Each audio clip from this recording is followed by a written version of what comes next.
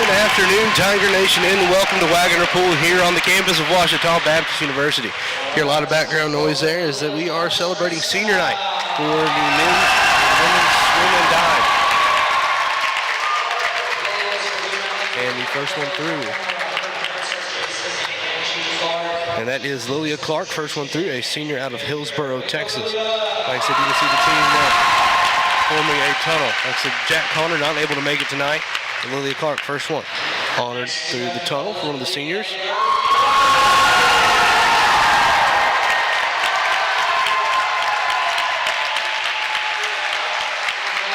That is Nolan Jeffers.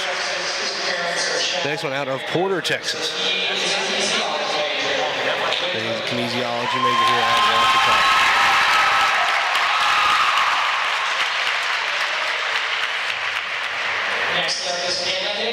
And Hannah Hickman, OSDN's own, or one of the two OSDN members, to Hannah Hickman, the senior out of Denton, Texas. Like I said, she'll be graduating early next December, so this will be her senior. So that's why she's getting recognized tonight for senior night. Hannah Hickman, senior out of Denton, Texas. All right, next we have Alicia Majeski. And you have Alicia Majeski out of Hot Springs Village, Arkansas.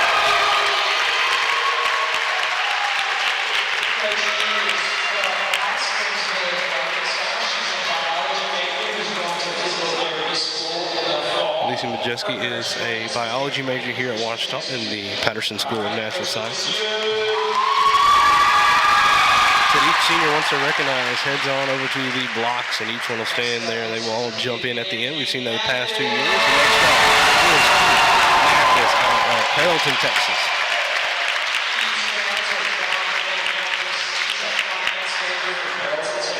Keith is a finance major here at Ouachita in the Hickman School of Business. Next, we have Sydney Parker out of Edmond, Oklahoma.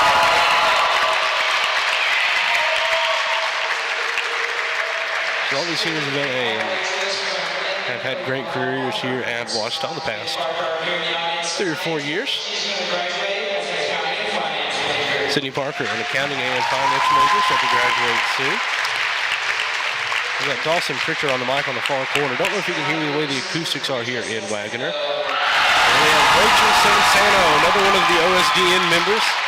She's been an OSDN member since the beginning. Rachel Sansano, a senior out of San Antonio, Texas, a communications major.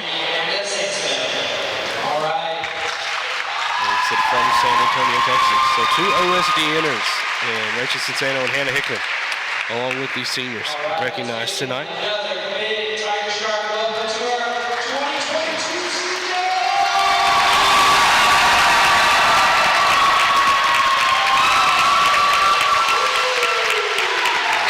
Celebrating jumping into the pool. It's a great time to honor these Ouachita Tiger Shark seniors. Once again, the seniors, Rachel Sansano, Hannah Hickman, Keith Massis, Lilia Clark, Sydney Parker, Alicia Majeski, Nolan Gerfers, and Jack Connor.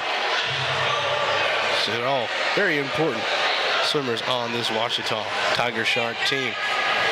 So looking for a great meet tonight, as it is Battle of the Ravine. The rival Henderson State Red Wave walked across the street.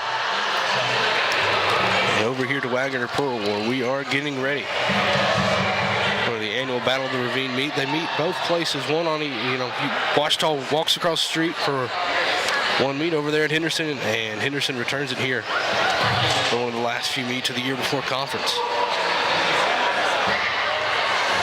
Always a fun meet. This is the one meet we get to cover for the Ouachita Sports Digital Network each year.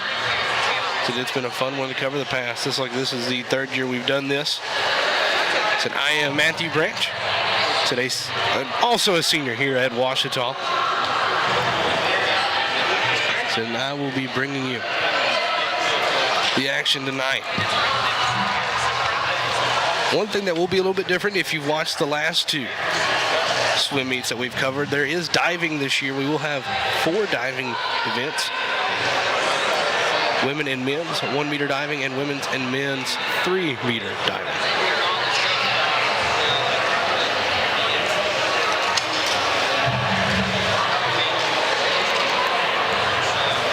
Meet is set to start at 5 o'clock. We will see if we start on time. I know with senior day activities might push that back just a little bit.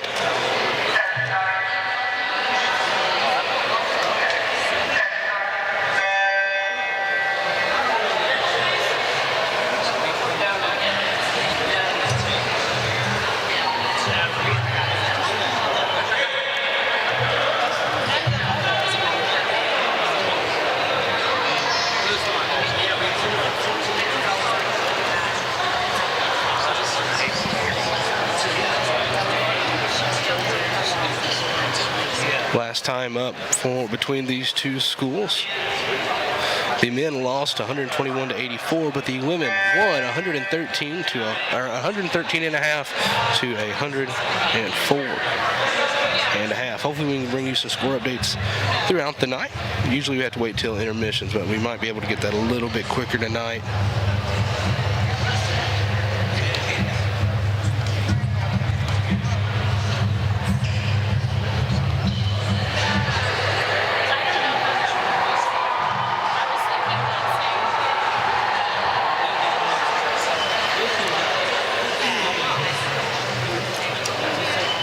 Ouachita men coming in at 2-3 overall on the season, and Ouachita women coming in at 2-4 on the year. Men are 0-2 in conference, women 1-1 in conference.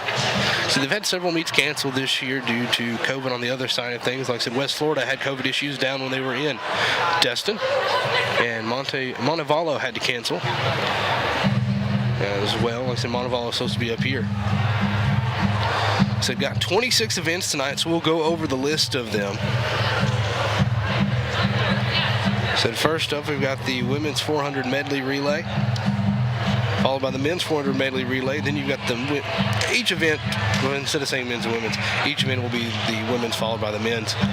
So then you have the 1,000 freestyle, followed by the 200 freestyle, followed by the 50 freestyle. That'll be your quickest event. So we go from the longest event to almost the quickest back-to-back.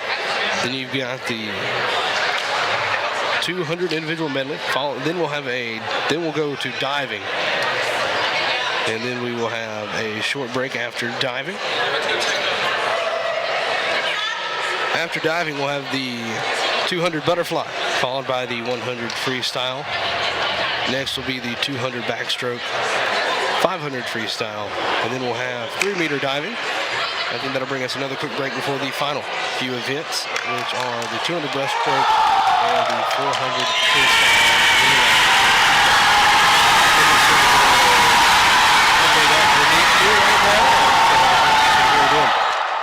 All screaming. Hopefully throughout the night we'll be able to have some interviews with some of the seniors. Like I said, we've had a long and successful career here at Ouachita. Like I said, hoping for a good meet tonight. Like I said, once again, I'm Matthew Branch. We got a good crew of Ouachita Sports Digital Network members here tonight. Like I said, over on camera, we've got James Jolly. Also, we have, I can't quite see, it's packed here. Like I said, a lot of good crew members. I'll get those names for everybody soon. So we should be set to kick off before long. Like I said, it's going to be, should be a good one.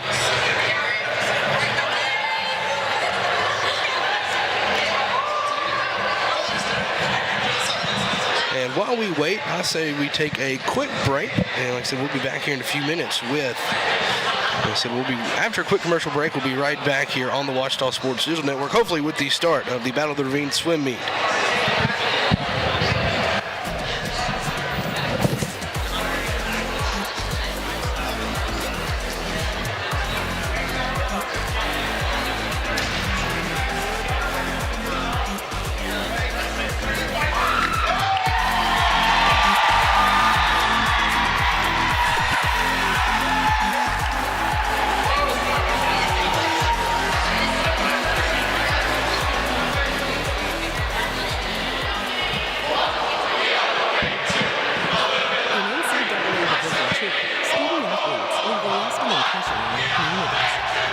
Division II student athletes can make a difference and truly be part of their surrounding community. Through community engagement, Thousands of student athletes from various backgrounds interact with community members who view them as role models. This interaction leaves a positive and perhaps even life-changing impression on all those involved. In Division 2, we rise to the opportunity and make community engagement ours. When I was entering, I think the first one I met you guys here, I'm doing my parents, so we went to this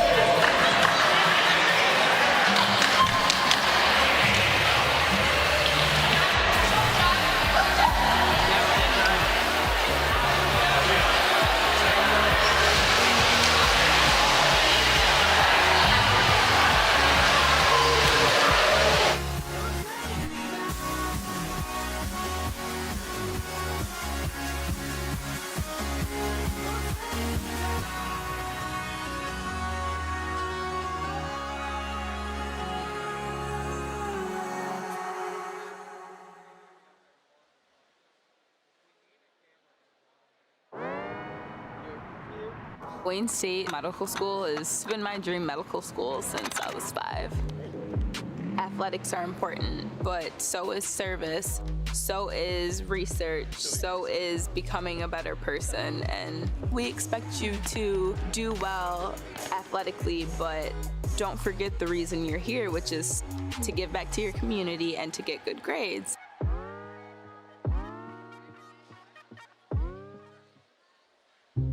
I've heard people say Ouachita. Ouachita. Is it pronounced Ouachita? Searching for Ouachita Baptist University. Back in Texas, everybody pronounces it Wichita, but really, it's Ouachita. Ouachita. Ouachita. How would you pronounce it? Ouachita. Ouachita. It's Ouachita Baptist University. Get it right. It's Ouachita, people. It's Ouachita. Ouachita.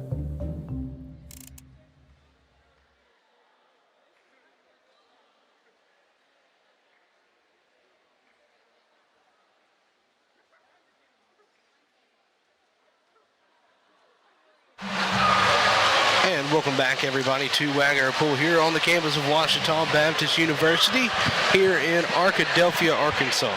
So hopefully we're just a few moments away from getting started with the women's 400-yard medley relay. And so it is hopefully going to be a fantastic meet. Usually a lot of fun, a lot of close races they've covered here in the past. I'm glad that we can't have a crowd tonight, as last year we weren't allowed to have the crowd. It was just me sitting up here in the bleachers by myself calling the swim meet. This year we are just about packed to the brim here in Wagner Pool.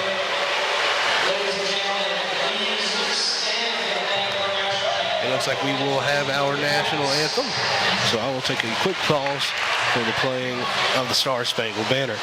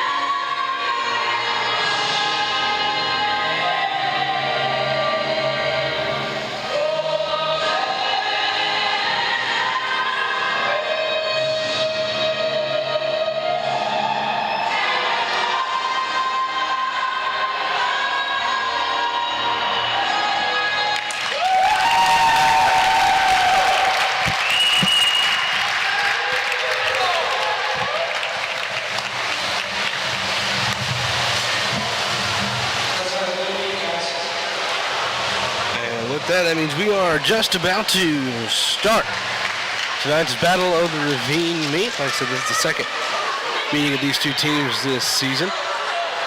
So last time, which came back on October 22nd. So a long time between these two teams swimming against each other.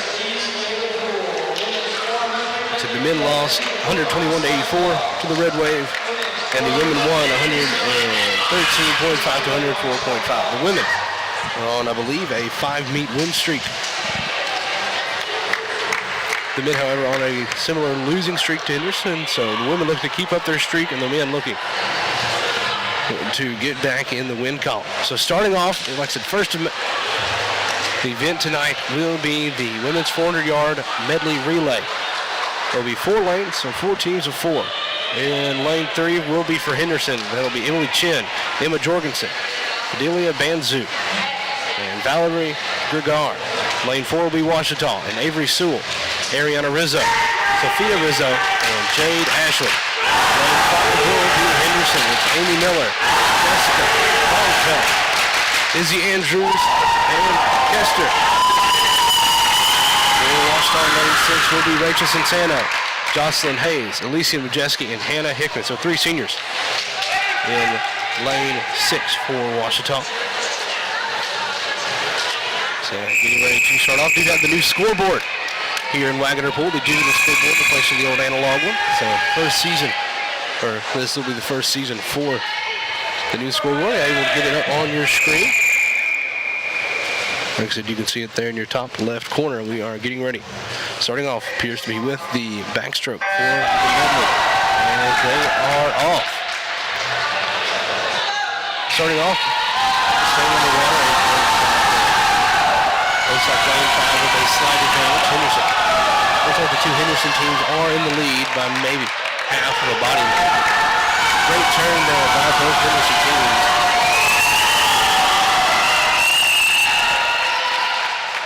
And after 50 yards, it looks like it's going to be lane. Actually, it's going to be lane 5 with a slight lead. So it goes 5, 3, 4, and 6. So Henderson, and Ouachita to start off.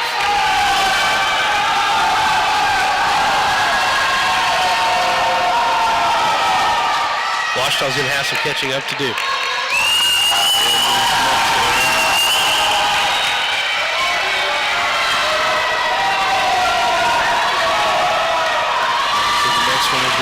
Jump in, that will be Emma Jorgensen for Henderson, but in first goes Jessica Bongfeld in lane 5. In the water for Ouachita. Rizzo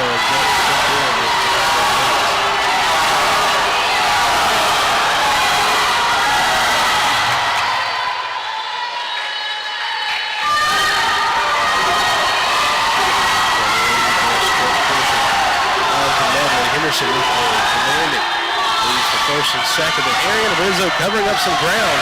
So lane 5 still in the lead, followed by lane 3. Ariana Rizzo able to cover some ground. Closing back in on second place. Still a lot of race left.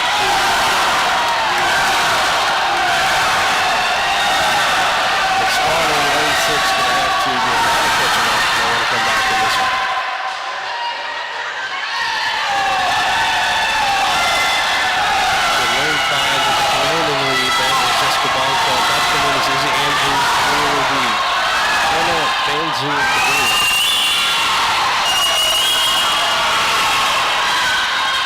The race for second has gotten a lot closer. Is now in the water for Ouachita with Sophia Rizzo. And it looks like she is gaining on the Henderson swimmer, so you might have a chance to take second here.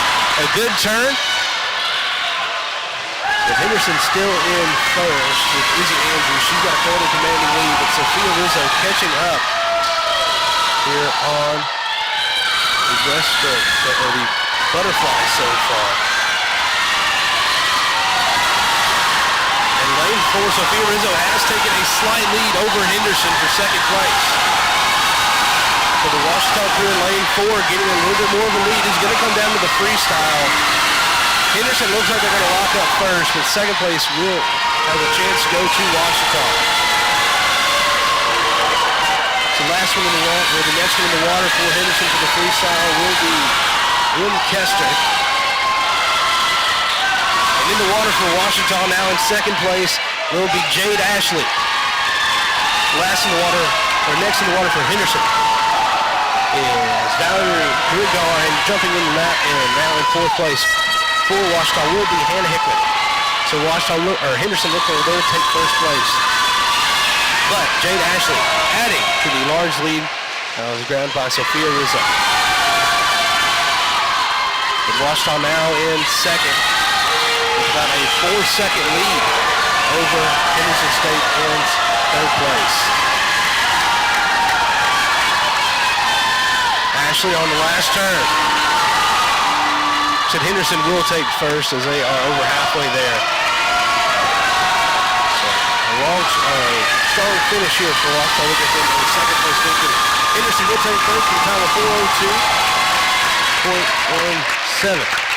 Followed by Ouachita at 4:09. Henderson takes third at 4:11. And Ouachita, the second Ouachita team, will bring up fourth here in just a few seconds.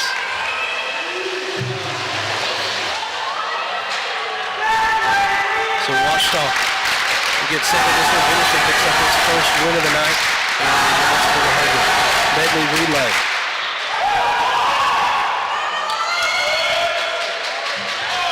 The lane 4 squad gets lane 6 squad gets fourth at a time of 4:25.75. Next up will be the men's medley relay here coming up in just a second. Once again, the squad of Henderson from Amy Miller, Jessica Bonsfeld, Izzy Andrews, and M. Kester. Well, it says Kester here on the sheet. They take first place. Second place goes to Ouachita and Avery Sewell, Ariana Rizzo, Sophia Rizzo, and Jade Ashley. Third place to Henderson, the Red Wave, and Emily Chin, Emma Jorgensen, Hania Banzal, and Valerie Grigar. Next up for the men's 400-yard medley relay, you got 3 Ouachita squads and 2 Henderson squads. In lane 2 is Ouachita. They're about to start. You've got Logan Langley, Nolan Gerfers, Parker Nelson, and Thomas Morley. Lane 3 for Henderson, you've got Marcus Hernandez, Hunter Bullis, Ty Gibbs, and Ryan Brown. Lane 4 for Ouachita is Noah Smith, Miles Shore, Elijah Christensen, Angel Medina. Lane 5 for Henderson, Lamar Taylor, Oscar Patton, Jace Pickney, Tim Holt, and in lane 6 for the Tiger Sharks, Bennett Bigza, Barrett Troop, Keith Mathis, and Alex Scholes. Both Miles and Alex Scholes, both also members of the Ouachita Sports Digital Network. They've worked out quite a lot in basketball and football this year. So it's good we get to cheer them on here. Lane 5 needs to be careful, just about hit the road.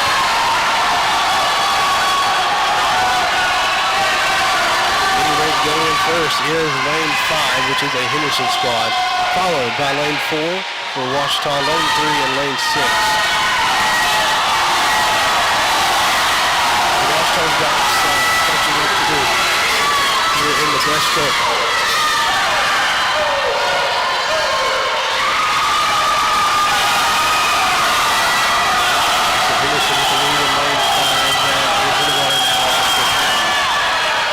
Second place for Ouachita in lane 4 is Miles Scholes.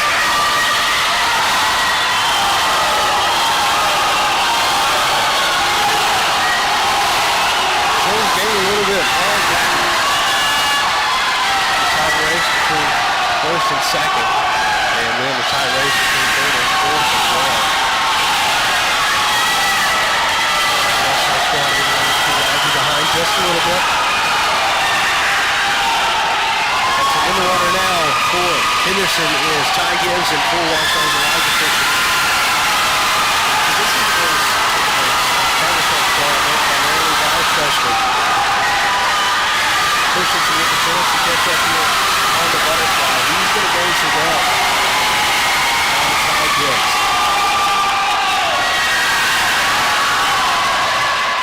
It was just 1 second separated, actually half a second separating one. It's going to come down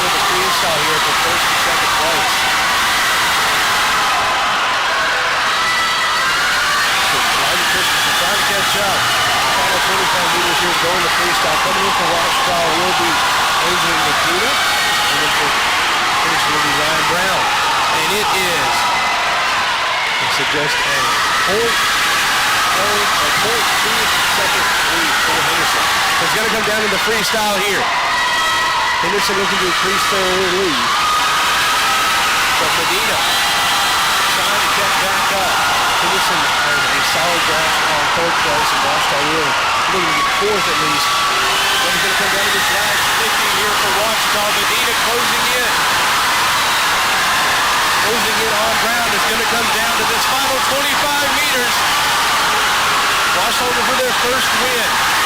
Medina starting to get a lead. You can see Ouachita going crazy over on the sideline. Medina with the lead coming in the last few meters. And Ouachita takes first place in the men's 400 relay. Henderson comes up in second. So Henderson will take third. Ouachita will come in fourth and fifth. So what a job for Ouachita to get first place. A great job by Angel Medina to close the gap and get a lead for the Tiger Sharks. The men get their first win of the evening. In their first event of the evening. A great job by the Tiger Sharks squad. Noah Smith, Miles Scholes, Elijah Christensen, and Angel Medina. A fantastic job. Like I said, second place goes to the Henderson squad in lane 5. That squad is Lamar Taylor, Oscar Patton, Jace Pickney, and Tim Holt. So they come in second place. Third place is lane 3, and Marcus Hernandez. Hunter Boas, Ty Gibbs, and Ryan Brown. Fourth place goes to Ouachita in Bennett, Bibza, Barrett Troop, Keith Mathis, and Alexander Souls. And in fifth for Ouachita, Logan Langley, Nolan Gurfers, Parker Nelson, and Thomas Morley. So Ouachita picks up its first win for the men. Women looking to get their first win. They did take second in the last race. Next one will be the 1,000-yard freestyle. So have our two longest races coming up here in just a few moments. We will have 6 swimmers for the women's 1,000-yard freestyle. And it will go Ouachita, Henderson, Ouachita, Henderson, Ouachita. And Sophia Rizzo, Elise Voos, Kate McCown, Cece Magnani, and Mary O'Sullivan. They'll be starting here momentarily.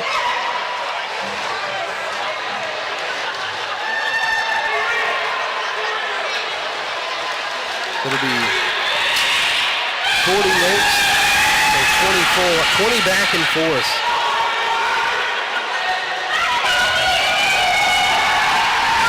For each swimmer. We might have an interview coming up for this one. I'm not quite sure what the schedule is going to allow. So this is just one of the longer races. So 20 down and back. 40, 25 meter stretches. Like I said, you'll see the people down here on the, it's not quite sure what the term is, but the walkway across the back of the pool that separates the swimming lane from the warm-up and cool-down section. So they'll have counters to show each swimmer what lap they're on. And they are off once again. In lane 2 is Sophia Rizzo. In lane 3 is Elise Foose. In lane 4, Kate McCown. In lane 5, Cece Magnani. And lane 6, Mary O'Sullivan.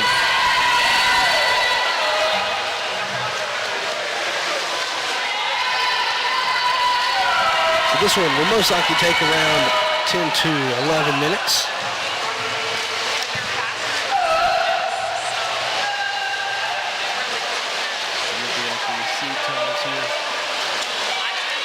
Coming in anywhere from 10 minutes to 29 seconds for CC Magnani at 2.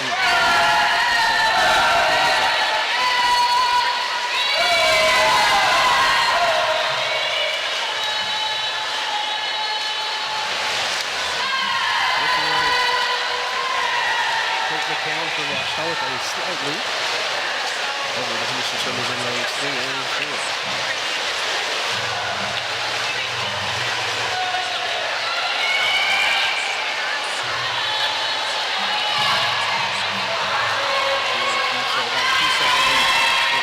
Henderson in lane 5, which is CC.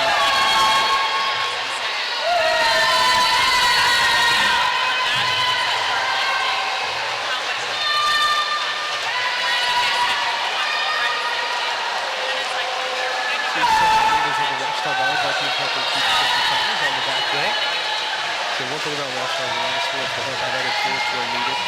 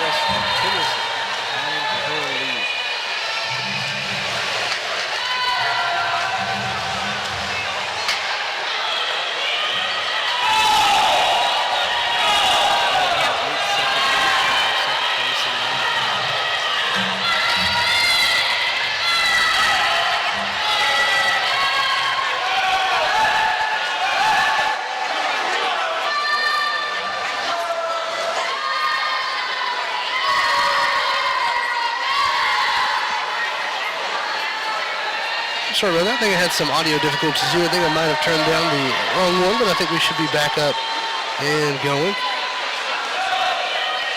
But for those of you who have missed, like I said, it is Kate McCown in a commanding lead so far.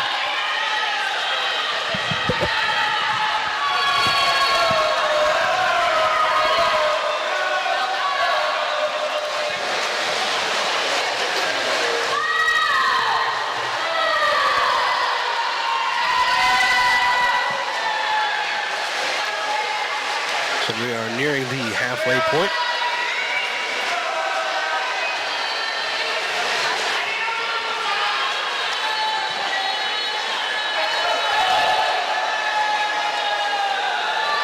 I apologize for the audio difficulties there. Had a mix-up on which headset was mine.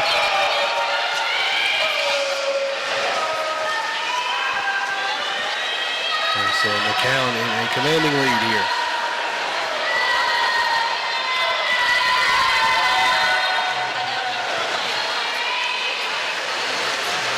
And it's looking like it's first place going to be Ouachita, and the race for second is pretty close between the two Henderson swimmers in lanes 3 and 5.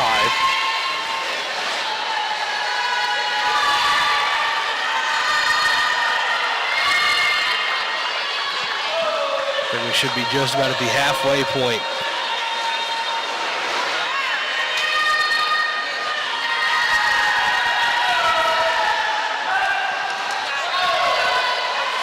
So there will at least be a bell to ring on the final 50 meters. So we will know, like I said, if I've kept count correctly.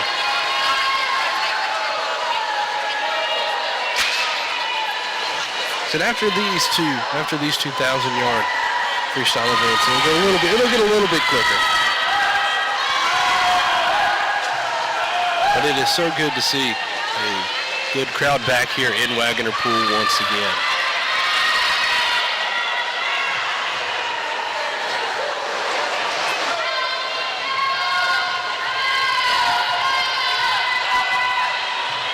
So we might be over the halfway point. I think I might have missed a few back and forth there. But Hickman County still in a commanding lead.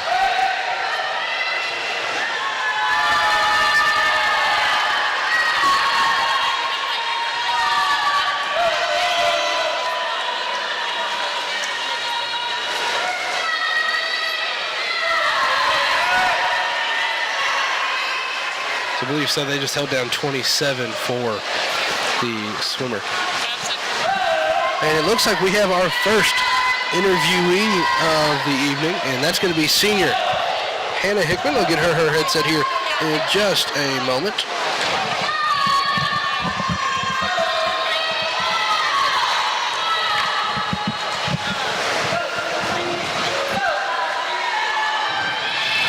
Can you hear me, Hannah? Yes. All right. So, should welcome on to OSDN for the first time, Hannah Hickman.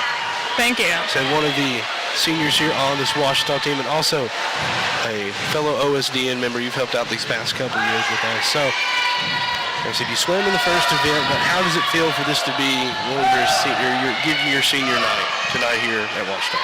It's crazy. I remember like this night, my freshman year, and it feels like it just happened, and now I'm the one running through the tunnel. So it's crazy, but it's a good feeling. So how's your season been up? Since you're the first interview, I'll get to ask you a few more questions about how's the season been up to this point. I know you've dealt with some cancellations here and there, but how's that kind of affected what you've been able to do this season?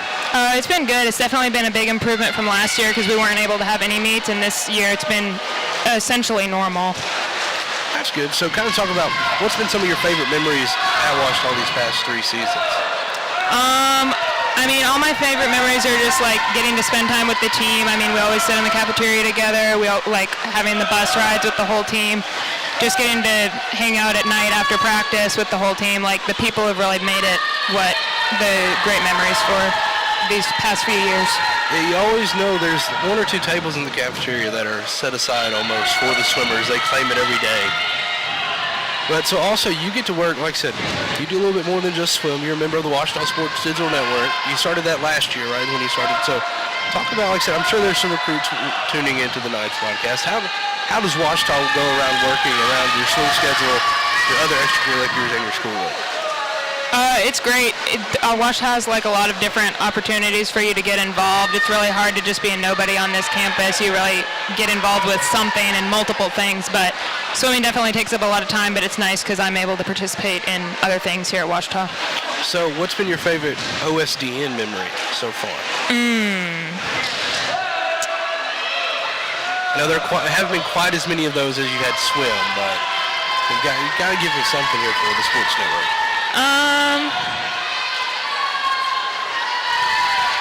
Probably the OSDN Christmas party where Chris Babb tried to make me laugh with his dad jokes, and I did not laugh at any of them. I think that was almost a reaction. That was a good one. That's a good one right there, and I'm sure Babb is listening back and correcting the whole thing. I hope he got to hear that one. Looks like we're on the last lap for the count. So how does it differ? I mean, I guess this is looked at more of a marathon compared to like this right here, the 1,000 yard. For sure.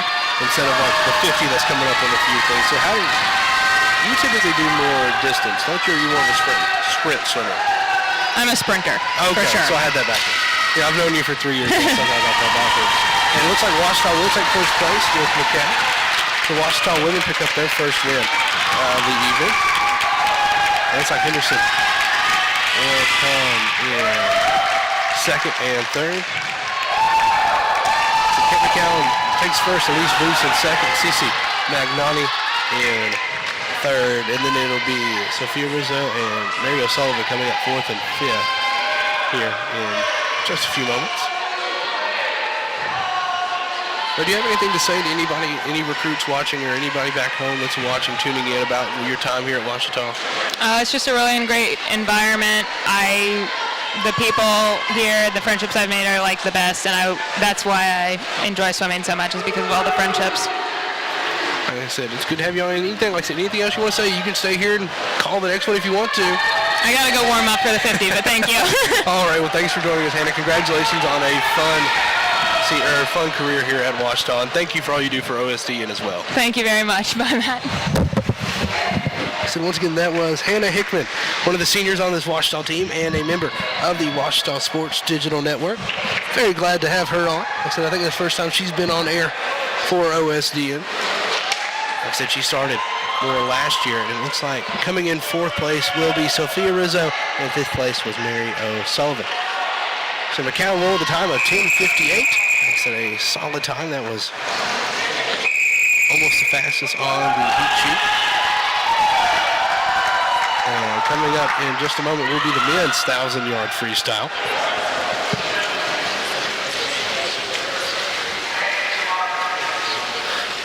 There will be 7 swimmers for the men's 1,000-yard freestyle, and that will be Cade Rivers of Henderson in lane 1. Jacob Lewis for Ouachita in lane 2. Maddox Tidwell of Henderson in lane 3. Jeff McCoy of Ouachita in lane 4. Tristan Little of Henderson in lane 5. Hayden Justice for Ouachita in lane 6. And Gabriel Ronan for Henderson in lane 7. And once again, another about 10 minutes. So Tristan Little comes in with the seed time of 9.5 minutes, which is a good 40 seconds faster than anybody else in this heat. So we are in event number 4 of 26 for tonight's meet. Like I said, it'll be a long one.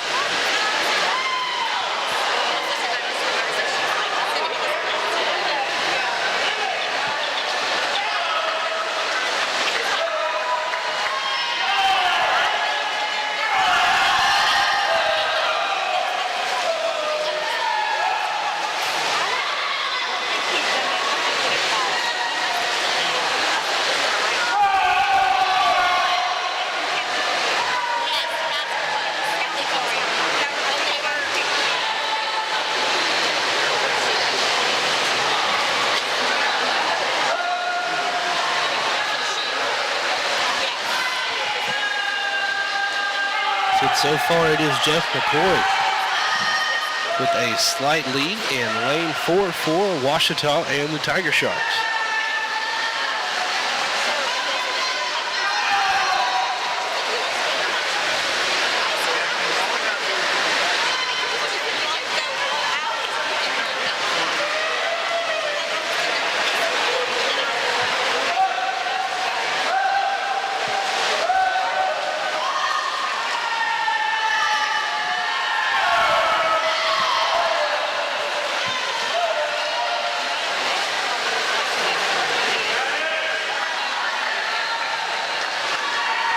McCoy in first, and then second place is also for Ouachita. That looks like it is lane 6 and Hayden Justice.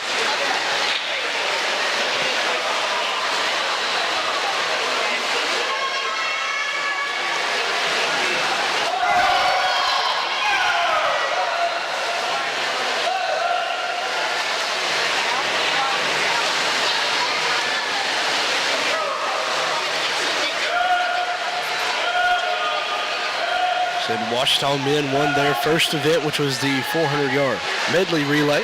Looking like they might be able to take their second event. The men looking to avenge their loss back on October 22nd.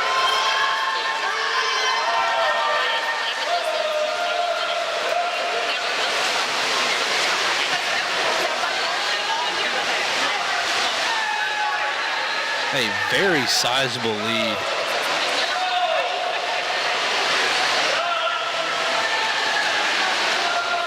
for Jeff McCoy for Ouachita.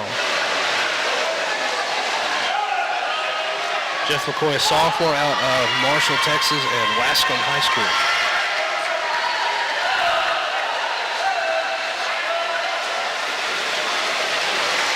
So Ouachita in second place and looking to take third place. So Ouachita looking for the 1-2-3 sweep here as they do have a chance. So Ouachita's in first and second. Looks like Henderson over in lane 7. And Gabriel Ronan is in third at the he's in third at the moment.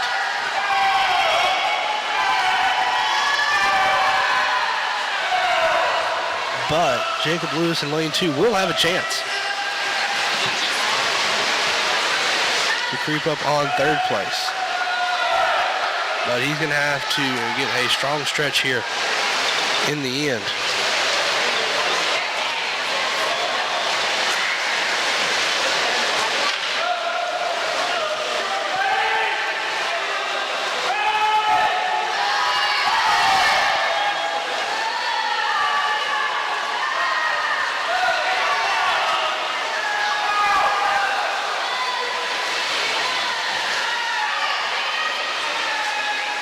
Ouachita in first so far. McCoy with a time of 4:55.4.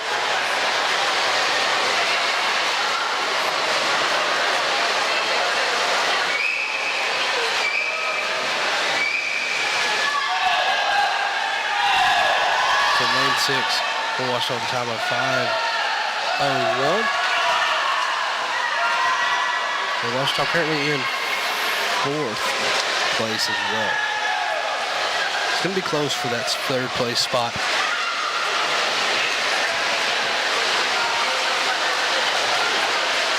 So McCoy with a commanding lead. Looks like Henderson.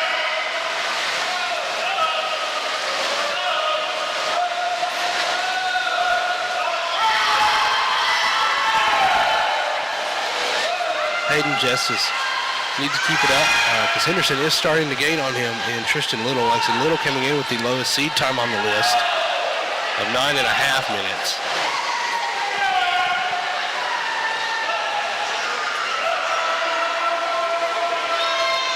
So over the halfway point.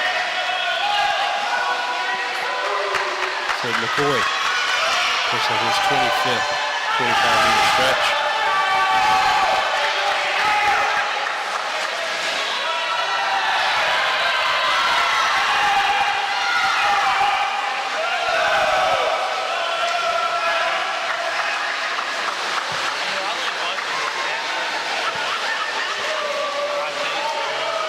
Said Hayden Justice is currently in fourth place. Justice is currently in second. Justice at Prosper, Texas, and Prosper High School.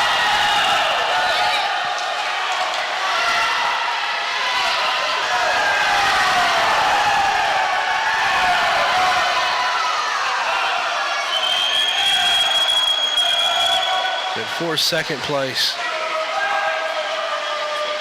So that is just a few seconds.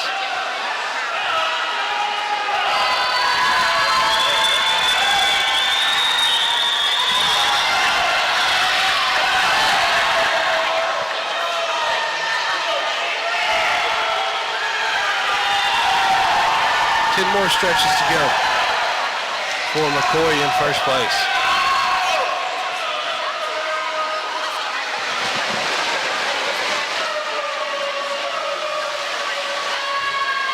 It's hard to tell by the stop clock on the scoreboard after a while.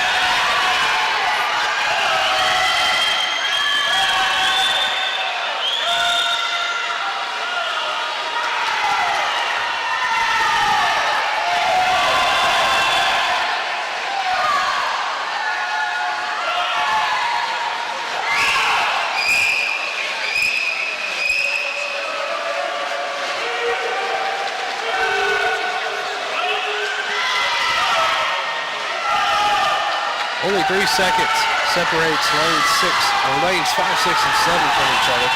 This will be a close race there at the end for second place.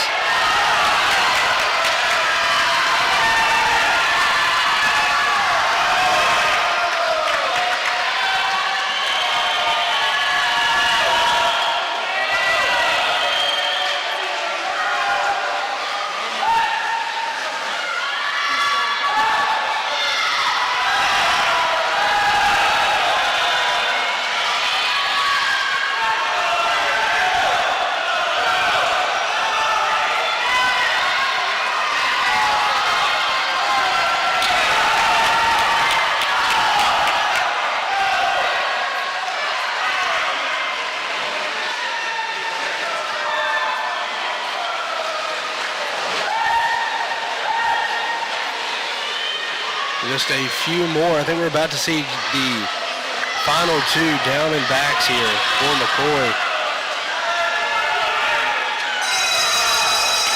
And with that, you hear the bell ringing.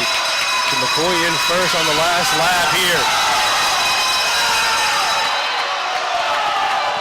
Justice was also, like I said, he's gaining on a lead.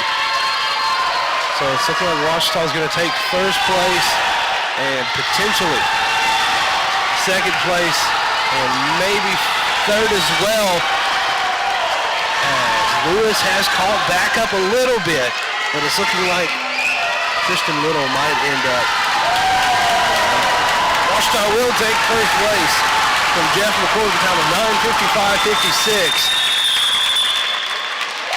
Followed by Ouachita in lane 6 and Hayden Justice with a time of 10:05 followed. Fourth place goes to Ouachita, so Ouachita picks up first, second, and fourth here in this one. Fifth place goes to Gabriel Roman. And sixth place will go to Henderson in lane 3 and Tidwell. And seventh place will be Cade Rivers of Henderson. So Ouachita picks up first and second, Jeff McCoy and Hayden Justice. They also pick up fourth place from Jacob Lewis. So all three Ouachita swimmers in the top 4 out of 7 here in this heat. So a solid 1,000-yard medley relay. Ouachita picks up its second first place win for the men so far. The third overall first place for Ouachita. Next up, we will have the women's 200-yard freestyle.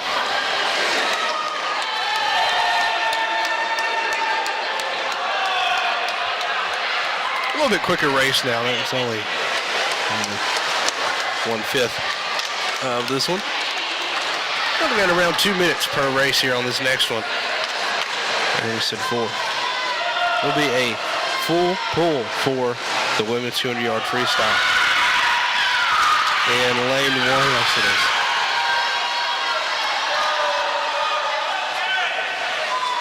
So Henderson's still swimming for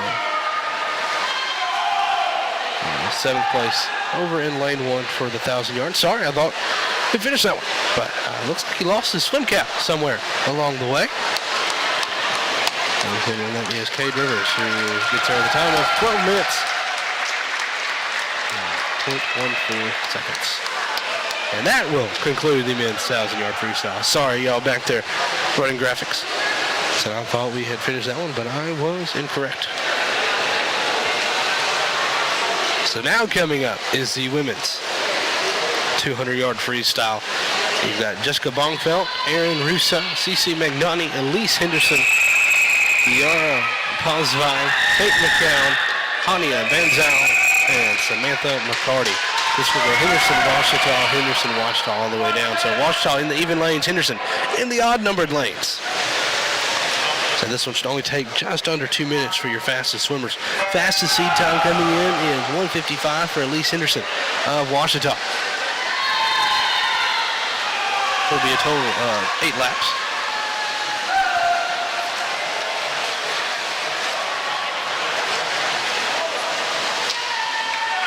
Close so far, and it looks like lane 5 has a slight lead, and that is Osvald for Henderson.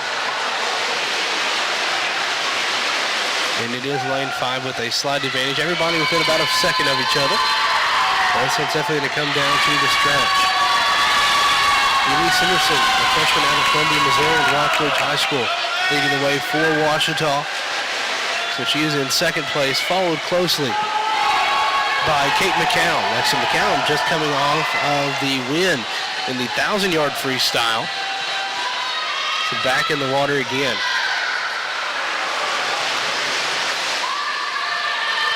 So Henderson women still trying to get their first place of the evening. I'm sorry, their second first place, because they did get first back in the 400-yard medley. Ouachita trying to take their second first place on the night.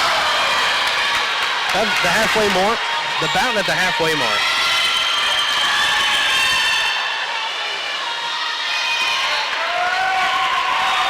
of Henderson. Once again with a 1-second lead over Henderson in lane 4. Cosby for the red wave over Elise Henderson by 1 second, and that's close to their seed times. So coming out of this final stretch here, it looks like Henderson will take first place. And they do. Ouachita will take second and third and fourth. So Kiara Pazvi for Henderson gets first place, followed by Elise Henderson of Ouachita in second. Third place in lane 6 was Kate McCown. And then fourth place is Aaron Russo in lane 4. Fifth place goes to lane 3 and CC Magnani. Seventh place to Jessica Bongfeld in lane 1, and in lane, let's see here, sorry, I think I skipped 6th place. 6th place went to Anya Banzal and Samantha McCarty for Ouachita coming in 8th. So Henderson gets their second win of the night for the women, but Ouachita picks up second, third, and fourth places.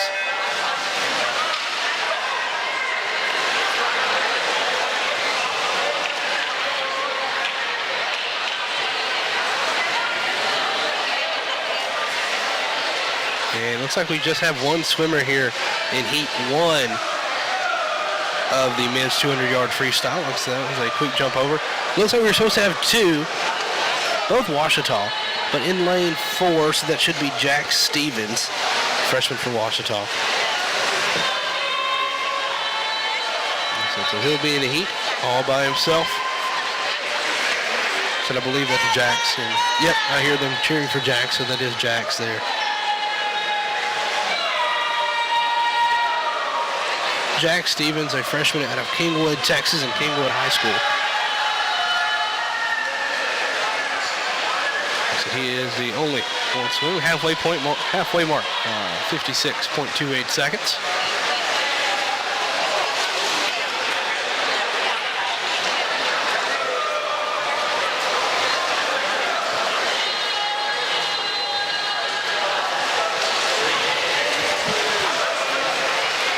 Commanding lead here for Jack Stevens as the only one in the pool. He will take first place for Ouachita.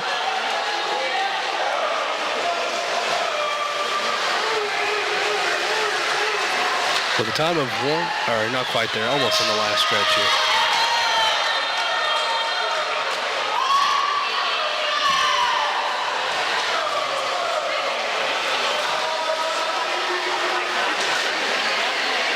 So final stretch here for Jack Stevens.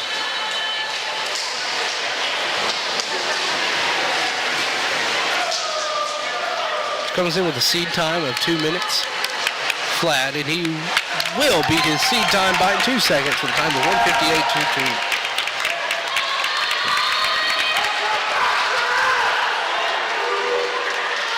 And that will bring us up to heat 2, which will be a full pool. We'll go the same way.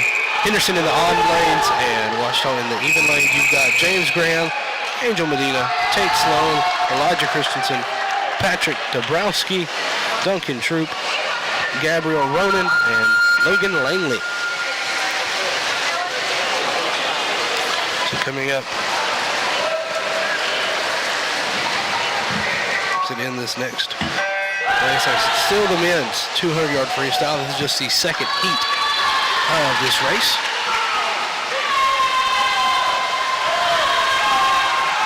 And off to a fast start. Henderson with a slight lead in lane 5. And that is Dabrowski. But it looks like Ouachita in lane 6 catching up. We'll see who clicks first on, lane 5. Ahead by just 0.03 seconds. Ahead of lane 6 and Duncan Troop. Dabrowski comes in with the lowest seed time at just 1:39.56. It'll be big for Ouachita. They can upset Dabrowski. So he's got a hefty seed time coming in to beat.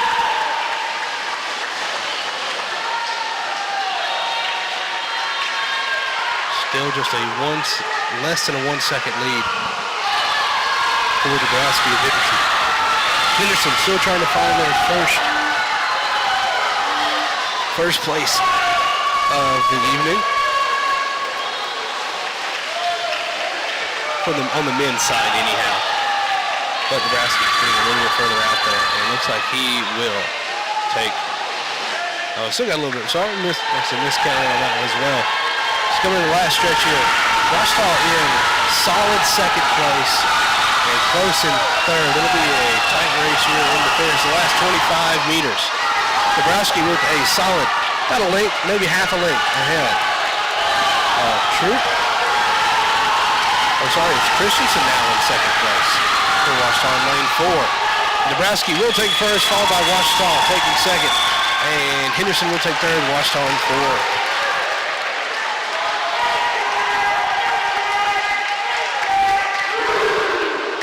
Lane 3, Slow Tate takes third place, Duncan Troop takes fourth.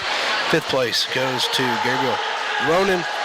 Sixth place to James Graham. Seventh place to Angel Medina. And eighth place to Logan Langley. So Henderson picks up their first place victory of the meet for the men's. And next up we have the 50-yard freestyle. We'll have 2 heats here as well. We'll have 3 swimmers. 2 for Ouachita, 1 for Henderson. And that will be Rachel Sensano, Kylie McCarty, and Hannah Hickman. Like I said, the 2 sprinters, both members of the Ouachita Sports Children's Network. We'll hear from Rachel Sensano during the 500-yard races. Rachel Sensano with an early lead, but it is close between her and Kylie McCarty. Hannah Hickman in third, but it is a tight race.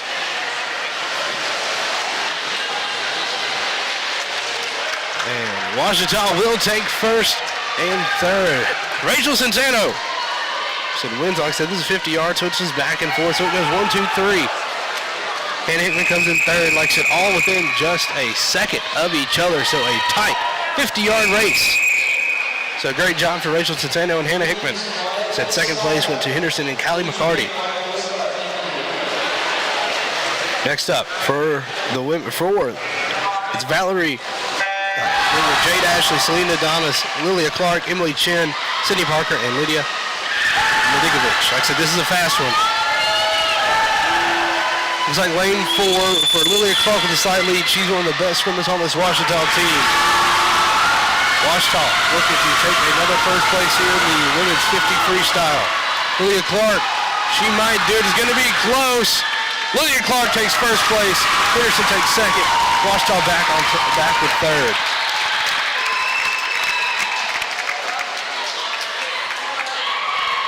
Give you all the numbers here in just a second.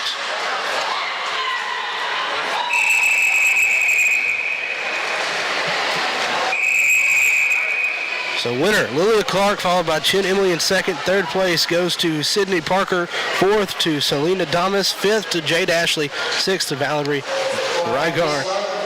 And seventh to Lydia Medikovich.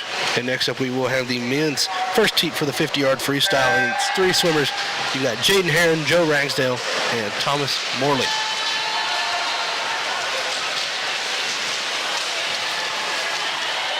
So Ragsdale with a slight lead. It's all 3 Ouachita. So Ouachita will pick up some solid points here in this heat. But it looks like Ragsdale will take first. Or it might come down differently. Nope, he will take first. Heron will take second, and Morley will take third here in heat number 1. Then in heat number 2, I'm going to read these off fairly quickly. Luis Guerrero del Toro. I said I was going to read it quickly, then we get a long name. Alexander Scholes, Ryan Brown, Trent Weaver, Tim Holt, Miles Scholes, Jace Pickney, Keith Mathis. Watched on the even number lane, Henderson in the odd numbered lanes. So once again, 50 freestyle, so back and forth.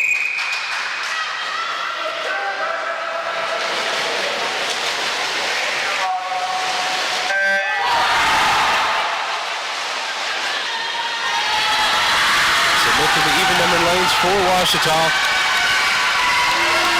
Henderson with a slight lead in lane 5. And then here's Tim Hull, but it's going to be close. Lots of splashing. Hard to see who might have a lead. We'll have to read the scoreboard.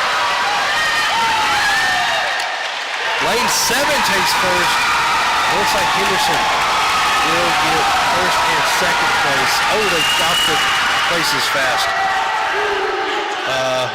I couldn't quite catch who all won that one. But Henderson did get first and second. I think Lane 7 got first, and I think Trent Reeder got third for Ouachita. Tim Holt got second. Trying to quickly judge the times. My brain does not work math that quickly.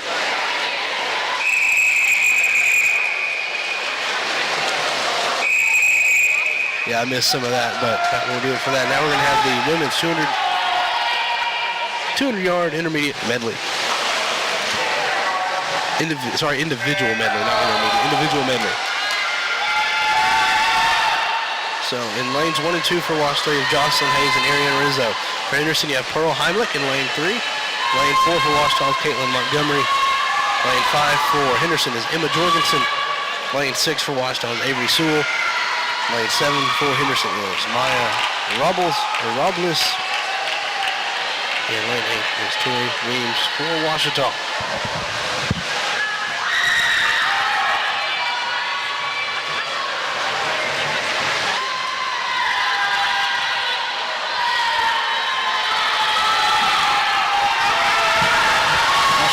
Lead in lane 4. That is Caitlin Montgomery. Caitlin Montgomery, a junior out of Conroe, Texas, and College Park High School. So we'll enter the, this is the backstroke.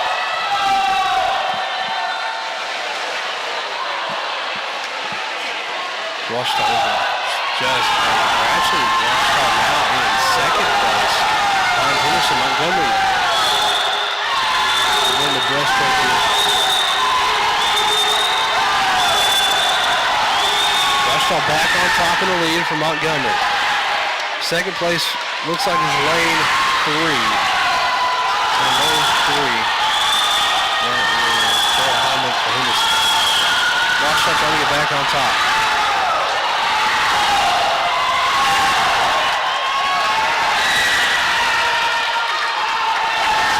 Freestyle here is the last stretch. Henderson has increased their lead with Heimlich. It's going to take a lot for Montgomery to come back here in these final 50 yards.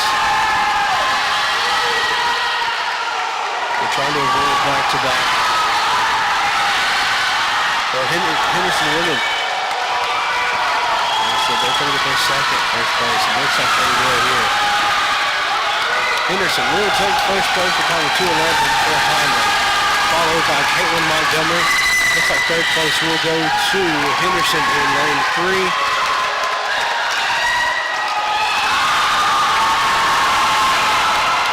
Sorry, that is Emma Jorgensen who came in first in lane 5. Had my names backwards. Third place went to Heimlich. Fourth place went to Ariana Rizzo. And the rest of the times just went off the board. So, but we got first through fourth, and that was Emma Jorgensen, Caitlin Montgomery, Pearl Heimlich, and Ariana Rizzo in that order. Now we've got the men's 200-yard individual medley. We got 2 heats here. First heat with 4, and that is 3 Henderson swimmers and 1 Ouachita swimmer. You got Ray Flores, Parker Nelson, Jesse Walker, and Ty Gibbs. The 1 Ouachita swimmer is Parker Nelson. Parker Nelson, a freshman out of Bryant, Arkansas, where he was homeschooled. Had a couple classes with Parker so far this year.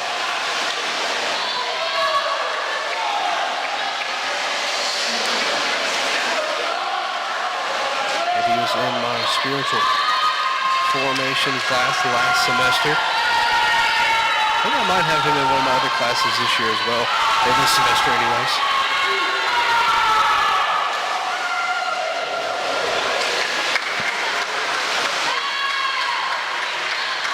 Nelson, so going to be close here for second place. First place looks like it's going to be over in lane 6. And Ty Gibbs. After that is almost a tie. So Parker Nelson hanging in there for second place. He's behind by just 0.3 seconds. 0.03 seconds for Parker Nelson. Another chance to catch back up. Looks like he's leaning towards second place here. Looks like Gibbs is going to take first. He's got a sizable lead here so far. Like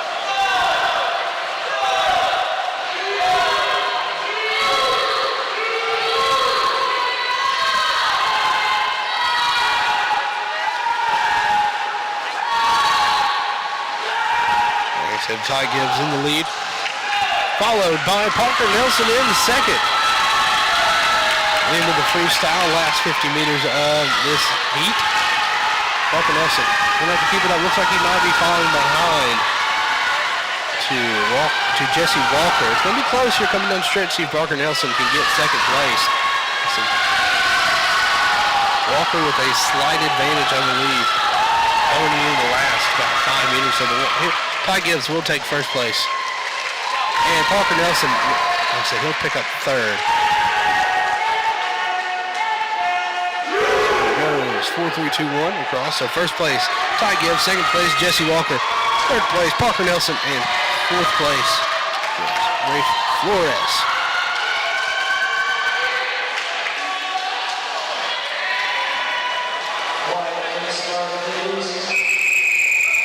And that'll be the next heat coming up. You've got Tristan Little, Bennett Bibbs up, Jason Siner, Noah Smith, Jose Beltra, Tristan Reichert, Marcus Hernandez, and Barrett Troop. Once again, Ouachita in the even number, Henderson in the odd numbered lanes.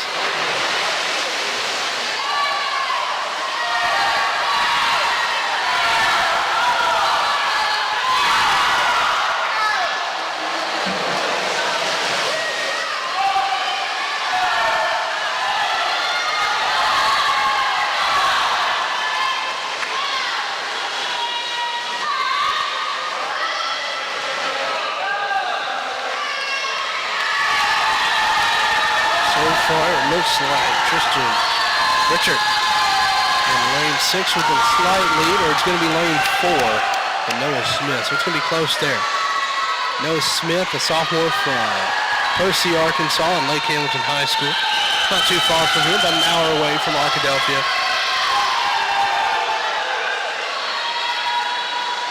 So then you had Tristan Richard, freshman out of Magnolia, Texas, Magnolia High School. Ouachita looking to get first and second here in heat number 2. Third place looks like it will be Henderson. They've got pretty much third, fourth, and fifth locked up right now. Ouachita, I take that back. Ouachita might pick up all three, because in lane 2 you've got Bennett Bibza, who might be, I think he's got third locked up. Bennett Bibza, a freshman here at Ouachita. So Ouachita looking to pick up a sweep. You see him getting a little bit louder here in the last 50 meters, about to turn into the last 25 for Ouachita. Ouachita looking, they might pick up 1, 2, and 3. It's going to come down to this. Ouachita might get 1, 2, 3, and 4 over in lane 8 with Barrett Troop. He might pick up 4. Ouachita takes first. Ouachita takes second. Ouachita takes third, and Ouachita takes fourth. Ouachita sweeps the men's 200-yard individual medley.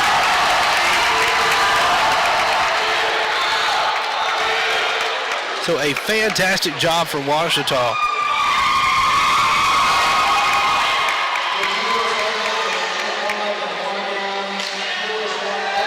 A fantastic job, like I said. So winning is Noah Smith for Ouachita in lane 4. Second place, Tristan Richard. Third place, Bennett Bibza. And fourth place, Barrett Troop, all for Ouachita. And then for Henderson, coming in fifth is Jason Siner. Sixth was Marcus Hernandez. Seventh was Jose Beltra. And eighth was Tristan Little.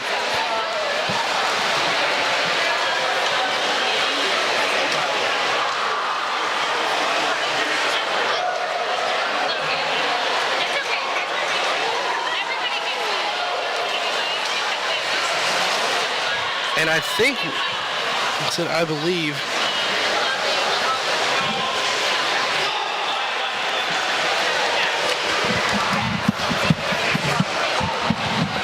I believe we are going to be in a quick break as we get set up for diving, as that's the next one. So we'll take a quick break and be right back here with the women's 1 meter diving here in just a few minutes on the Ouachita Sports Digital Network.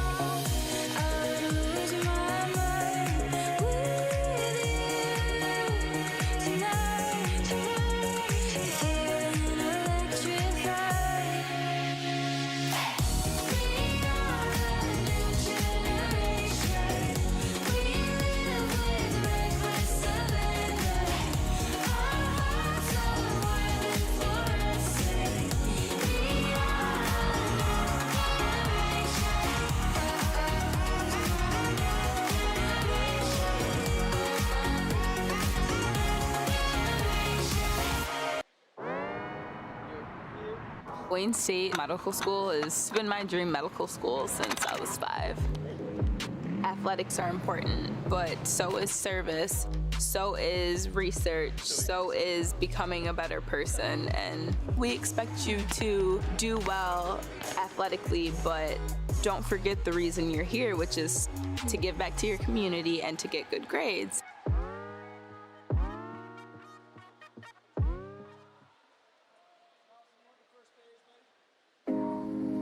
On my team, I thrive to work as hard as I can. I mean, whatever you do on the field, there's a positive correlation to whatever else you do, be it personal relationships, homework, the way you carry yourself. I've changed since I got to King University. It's really helped me to develop as a leader. I think it's honestly the best thing that's ever happened.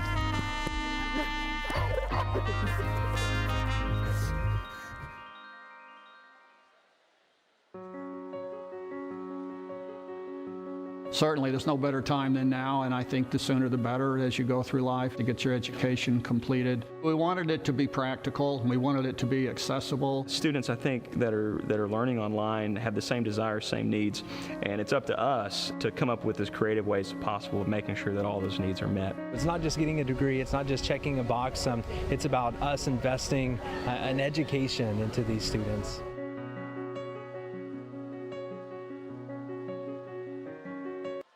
Getting directions to Ouachita Baptist University.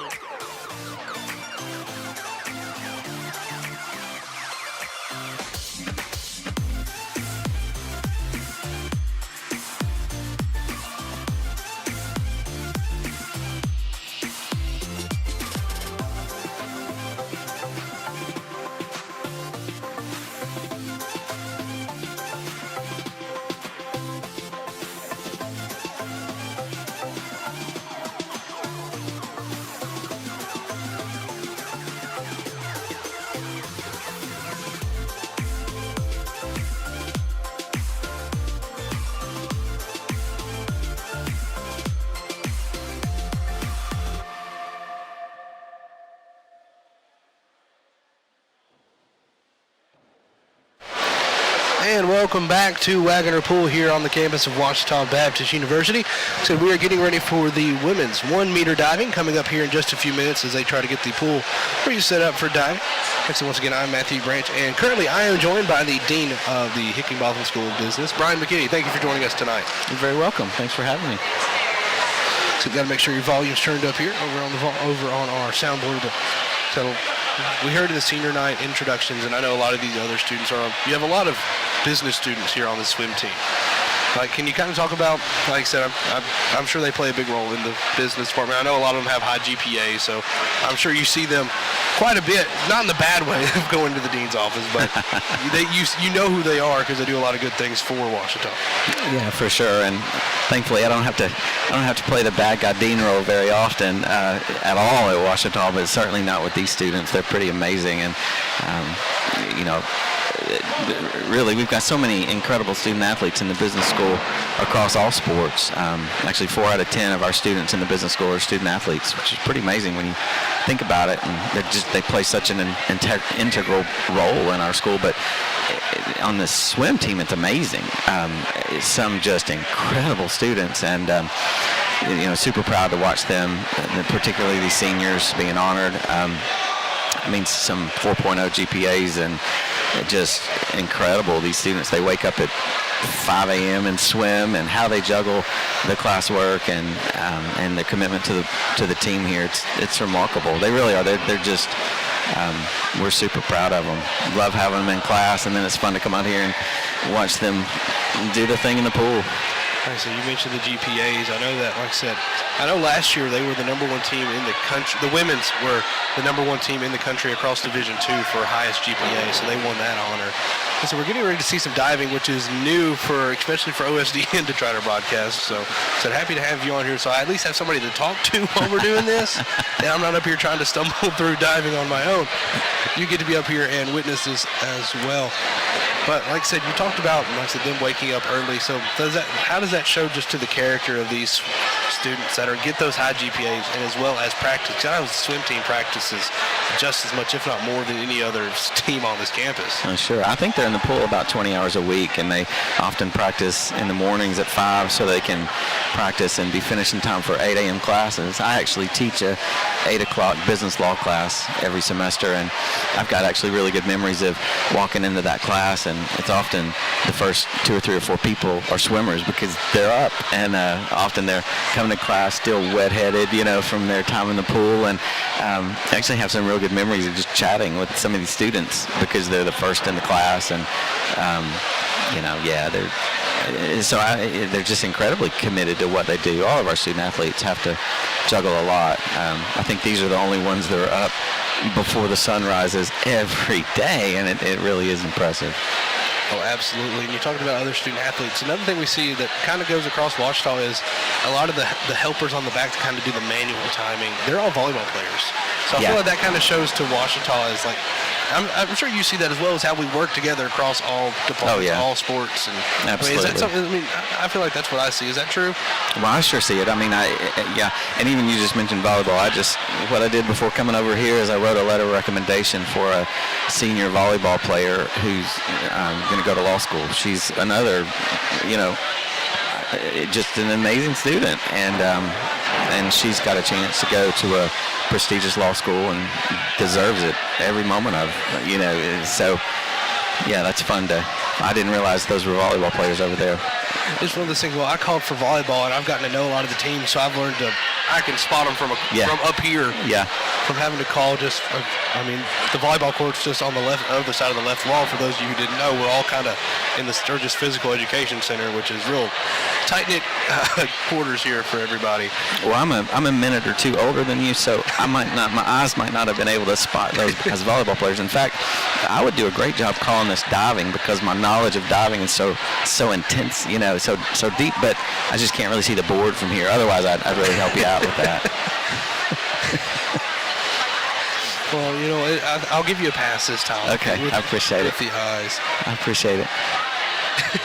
No, my boys, they wouldn't want me talking about them, but I have a junior and a senior in high school, and both are on the high school swim team, and so it's been fun for me to learn a little bit more about swimming through their journey. And even, so many of these Ouachita swimmers are investing in the high school team even, and they're coaching, these kids, and it's just been a really fun thing to watch them invest in others that just want to build up the sport, and they love it, and they want to see young people do it, and so that's been fun too. So I'm here partly watching my business students, and I'm also here watching some non-business students who've just invested in my boys over the years. So I know there's also, like I said, they spend a lot of time with the local high school swim team, and I know some also offer swim lessons here. Mm-hmm. Like I said, I've got a couple friends. Hannah Hickman, one of the seniors, she helps out with OSDN a lot. She does swim lessons a couple times a week here, teaching the young ones how to swim and helping out where they can. Like I said, I think it just kind of goes to show how involved this Ouachita swim team is. I feel like it's one of the more involved teams on campus.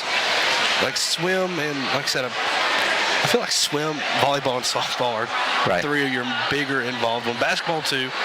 Like I said, Ouachita it kind of shows you the whole big community aspect we have here in Arkadelphia. Yeah, and I think you've got to give credit to the coaches on that they're encouraging these student athletes to be involved in things in addition to their sport, and so I think credit goes to them as well. I was thinking when you mentioned Hannah. I think if I mention a name of a student, even if I celebrate them, I'm not supposed to do that from an academic record student privacy thing. But I will say that in my last 2 semesters, in the fall of 21 and spring of 21 in business law, I've had my top 2 students. Top student in the fall and top student in the spring were both swimmers in my business law class, and those are fairly large classes by Ouachita standards. I mean, so they're not just they're amazing. Yeah, and that business law class is not an easy one to be at the top of. Like I said, I was in there with Hannah and Rachel. Didn't do bad. I didn't do bad in that class. You did just fine. You did just fine. But it's one of those things. You went to school here at Ouachita, and you've got, like I said, kids in the area, junior, senior, high school. What would be your pitch to high school students if they're watching this broadcast right now, or why they should come to Ouachita? Well, I guess it sounds self-serving to say because people show up at swim meets and things, but I really think that's something special about Ouachita, is that we connect with our students. We get to know them personally outside of the classroom. Another business professor is up here right now watching these swimmers, and he's asking me, okay, so when is so-and-so swimming, when is so-and-so, because they're in my class this semester, and I do think that's a special thing about Ouachita, is we of course want to offer a remarkable education, but I think we do that while also connecting with students at a personal level and caring about their future. And so, if we care about these students as people, it forces us to be more involved in, walking alongside them in their placement journey and where they're going to go when they graduate. Everything, I think, is better when these students are not just a number, but they're people that we come to know and care about as human beings and want to see the best for their journey. So I'm assuming that's part of the reason why you also chose to come back here and teach after graduating. Yeah, because people did that for me. So I was an undergraduate here a while ago, and but I had faculty and staff and administrators who invested in me, and it just, I thought one day I'd love to be able to do that. It's one of those things. Like I said, I'm set to graduate in May as well, but I'm going to be around here for another couple years as a graduate assistant over in the football program, so I'm not going anywhere either. It's one of those things that I've loved my time here, getting to know professors, other students. Like I said, it's a great, Ouachita's a great place. A lot of people write it off because it's so small, but it's that smallness that gets you that community, and Arkadelphia is a fun little town. I've learned to really enjoy this town. But when I first came here, I wasn't sure, but I have grown to really enjoy the town. A lot goes on here, and then you're just an hour away from just about any other city you'd want to go to. Right, for sure. Yeah, I'm from North Little Rock originally, and I always would have thought I would live in a town larger than this, but I've actually lived in Arkadelphia half my life now, and we've come to love this place. Some good people here who care about one another, and even things like this. I mean, whether it's swim, whether it's softball, baseball, a fine arts production. I mean, there's some amazing things we've enjoyed raising a family here, where we're able to bring our boys and kind of introduce them to a lot of different things that you would normally find in only a much larger city. So, like I said, I've gotten to I go to the home group of Dr. Collins in the School of Education and her husband Ace Collins. I go to their home group just about every Sunday. It's so many chances here to get plugged in and get involved. And like I said, several of the swimmers come on over to Aces as well. A bunch of athletes. I think over half the volleyball team comes to that home group. And then you have Dr. Cluck's home group where a lot of people go to. Yeah, it's just, Ouachita's a special place. And like I said, I'm glad that you're here. And it shows a lot to have the dean of the School of Business come over. And he said there was another business professor.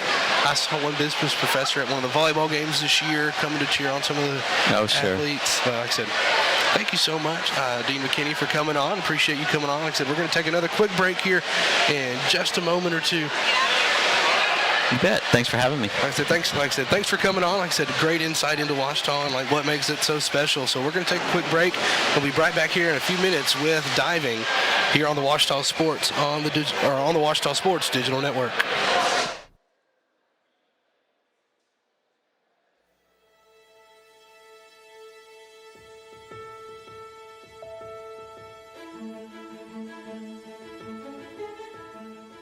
We are an intentionally Christian university. We aren't going to apologize for that. But we're also going to challenge your students academically. We all know we learn more when we're challenged. This is also a place, though, where students are going to be invested in.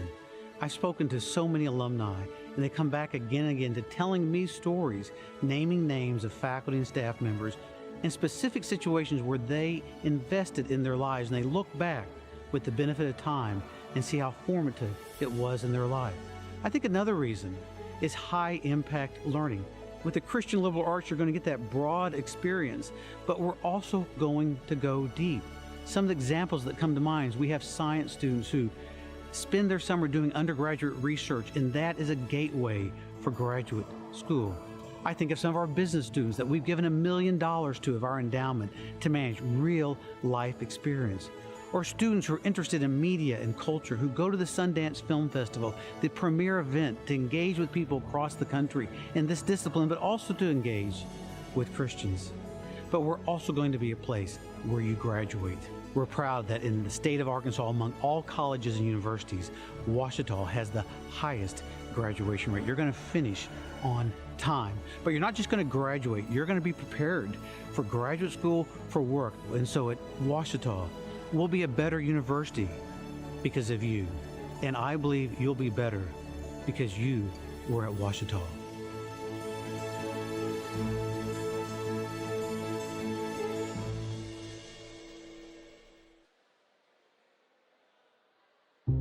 I've heard people say Ouachita. Ouachita. Ouachita. Is it pronounced Ouachita? Searching for Ouachita Baptist University. Back in Texas, everybody pronounces it Wichita, but really, it's Ouachita. Ouachita. Ouachita. How would you pronounce it? Ouachita. Ouachita. It's Ouachita Baptist University. Get it right. It's Ouachita, people. It's Ouachita. Ouachita.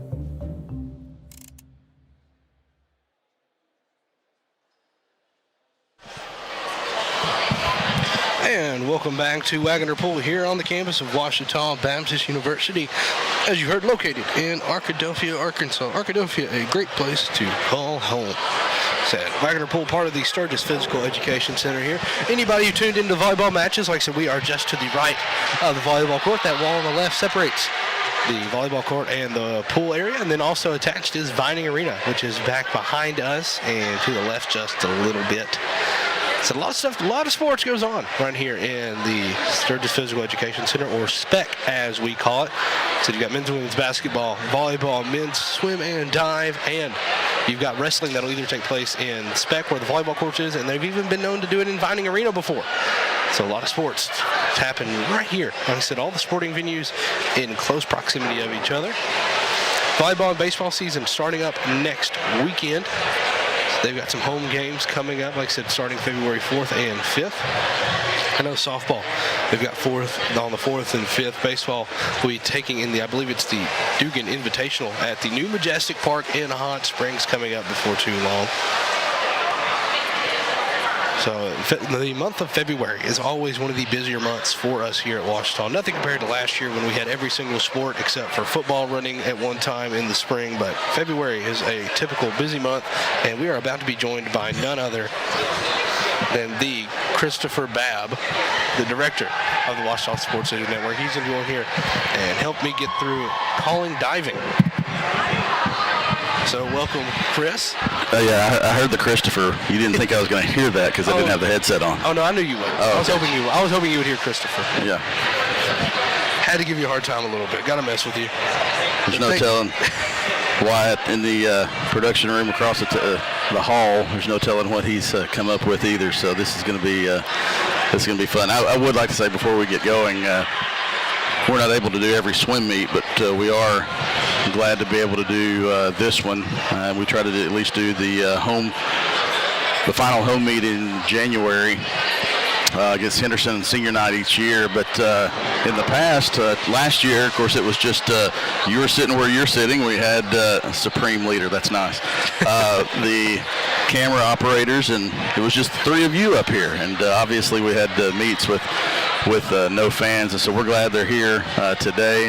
It does make for loud races, especially at the end of that 400 medley relay at the very beginning, and don't know how much we were able to hear of that, but we're trying to, doing with what we can. But we are set up, 2 years ago, we were set up down in the coaches' offices, and this year we were fortunate enough that Dr. Terry DeWitt, the chair of the Department of Kinesiology, allowed us to set up across the hall upstairs here in the biomechanics lab, so it's a much nicer setup for us to be able to communicate with our camera operators, our camera operator on the deck, and the 2 up here, and you. So I'd like to say thanks to Dr. DeWitt for allowing us to use his facility across the hall. He also lets us use it each fall during volleyball season to steal his internet connection in there. So I think I heard you and Brian McKinney talking about groups working together, and that's just another example. Thanks to Dr. DeWitt for allowing us to use. Of course, it helps when the assistant swim coach is on your faculty as well. And I think we can use it. Absolutely, you can use that to broadcast a swim meet. But we're thankful to him for allowing us to use that room. And speaking of working together, really, OSDN is one of your collaboration events, or collaboration programs. As like I said, we're through the Department of Communications here at Ouachita, but we cover athletics. So we're not part of the athletics program. That's why it's a lot more students. You can do our sports media major. I think we're the only school in the state with a true sports media track. Yeah, and this is an academic endeavor. Our students are trying to get them experience in different aspects of producing broadcasts. Our job is not just broadcasting athletic events, but it's a byproduct. The athletic events being broadcast are a byproduct of what we do. So, but yeah, this is a first for me being on a broadcast when you have 1 meter diving, and this was not a part of the meet. Has not been a part of this meet in the past, but it is the women's 1 meter, and so this is an event and we'll have to get really quiet as they prepare. Then we'll come back and talk about the diving. So it looks like first up we have Charlotte Langdon for Henderson. A nice tuck, and looks like she in it. A good entry there. Have the hands extended above the head, which is, according to the rule book I'm reading right now, is the correct thing to do when you're diving. This is, for those of you who are parents of divers at home, this is not going to be seen on, our commentary will not be clipped and sent to NBC for the next Summer Olympics. 1.7 degree of difficulty. This is Sky Hoover from Ouachita. 3 judges on the far side. And we were going to, we had talked to the judges about flashing their scores towards us, and hopefully they will begin to do that so we can relay those scores to you. But this is just this is one of the events in the meet. The winner of this diver will get this event will get 9 points for the team, just like any other event. So this is Lena Connor for Ouachita, and a beautiful entry there. Looks like you got as close to vertical as you could. Like I said, one of the keys to diving, according to the judging rules here in the rule book, is you want to get as close to vertical as you can. I do believe, looking at our monitor, our camera will be able to show us the score. So we will be, we're watching on the feed, so we'll be a little bit behind. So we'll try not to mess up your timing. Next up is Logan Wetterling for Henderson. A nice somersault. We tried to go for the feet first entry, but did not quite get the vertical entry he was looking for. 3.5, a 4, and a 3 for that one, and we'll try to listen and bring you those scores so you can have an idea. I believe the previous dive from Lena Connard was 6, 6.5, and 6. Next up, we have Chase Foyles for Ouachita. Chase Foyles, 101, C forward dive, tuck position. So looking for a forward dive in the tuck position. 1.2 degree of difficulty. I don't know what that scale is out of, but a nice tuck and a solid entry. A little bit of over rotation. 4.5, 5, and 4.5. I believe that's right. I know it was a 4.5 and a 5. So we should see it here. Well, maybe not. So we got about a 30-second delay, I believe. Next up, we have Javon Hoban for Henderson. Back dive, half twist. 1.8. I really want to know what that's out of.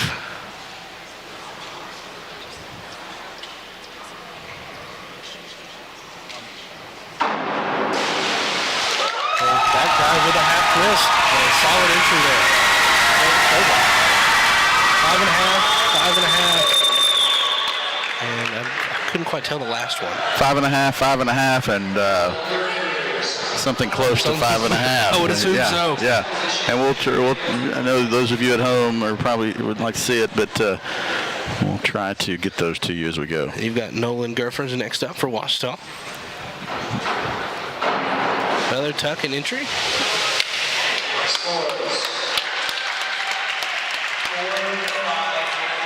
4.53. I think that average there. That's a great shot of the scores that we're seeing on our monitor. It's a little bit late, so it's about a diver behind this time. And it looks like for second dive, and back to Charlotte Langdon. 1.4 degree difficulty on this one. Didn't hear quite what it was going to be. I'll try to decipher that on the dive.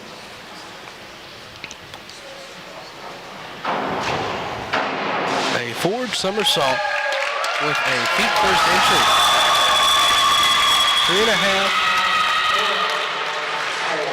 3.5, 4.5, 4. So that was Charlotte Langdon. Now we have Sky Hoover for Ouachita. Straight position, 1.7 degree difficulty. A back somersault from the straight position with a 1.7 degree difficulty.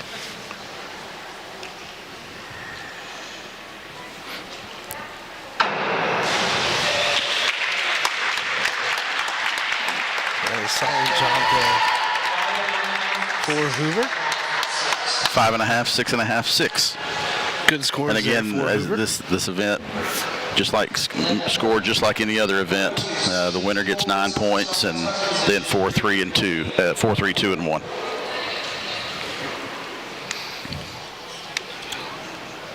Lena Connard for Ouachita. Another somersault with a feet first entry there.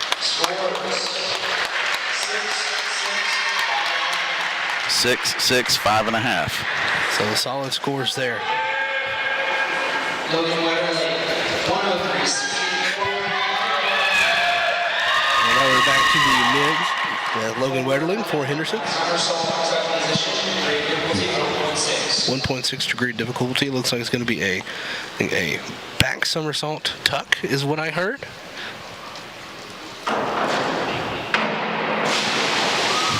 Don't think it was back. I don't think it was back.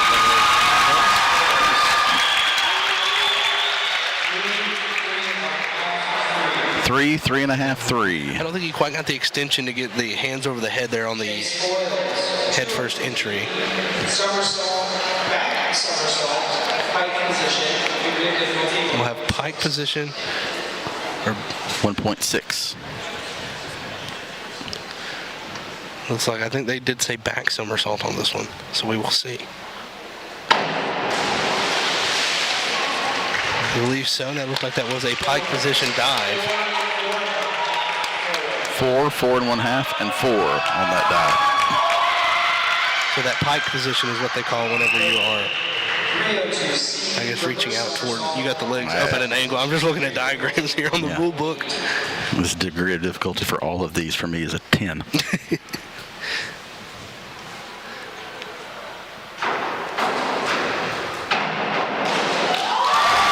drive there on a back somersault. Big first entry. 5.5, 6.5. And I couldn't hear the last one. I'm assuming it's somewhere between 5.5 and 6.5. We'll give you that here in probably about 30 seconds. Nolan Gerfer is one of the seniors. I believe he's going to come up and visit with you in the 3-meter diving. So he will offer a little more substance than I am. He will know what's going on more than we do for this one. Nolan, one of the seniors recognized before the meet today. The last score earlier was,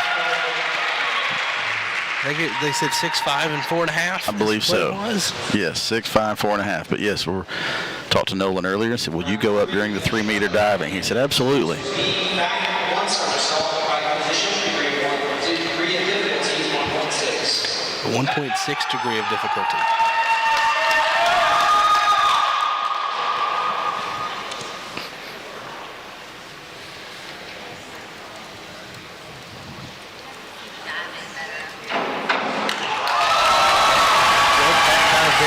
First entry. 5, 6, 5.5. Sky Hoover, 302C, reverse somersault, tuck position, degree of difficulty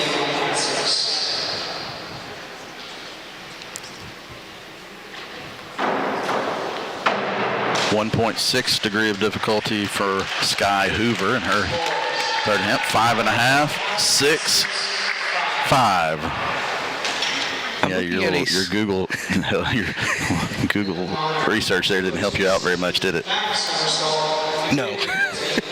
The short answer. 1.5 degree of difficulty. Lena Connard from Ouachita. But the highest degree of difficulty I see so far has been a 3.5 on this sheet anyways. So that was a good back dive there. Another back dive we've seen. Tuck position. That was judges asking for some clarification. 5.5, 4.5, 4.5.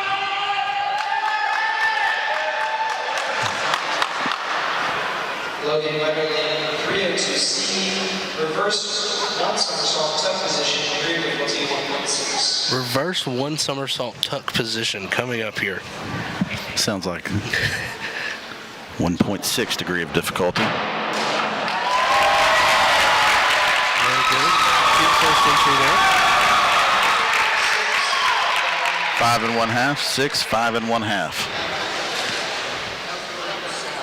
Chase Boyles, 401C, inward dive, tuck position, degree of difficulty 1.4. Inward dive from tuck position, degree of difficulty 1.4. Chase Foils.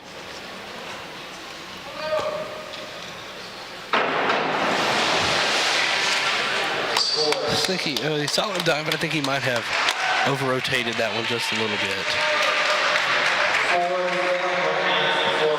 4, 4.5, 4.5 for Chase Foils. We'll go back to Javon Coben from Henderson State.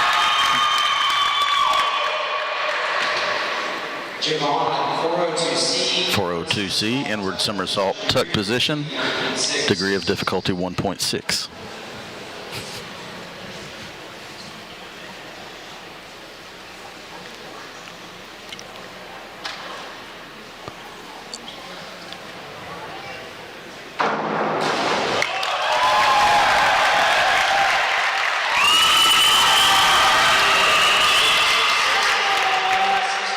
6 and 1/2, 6 and 1/2. One of the better scores we've seen tonight.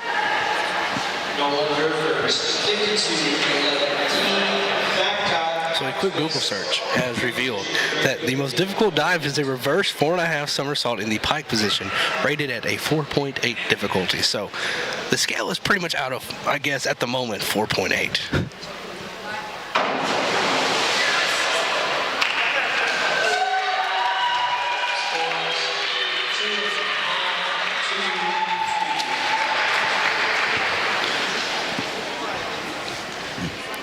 But the more you know. Round 4 of the 1 meter diving. Charlotte Langdon from Henderson. 1.7 degree of difficulty for Charlotte.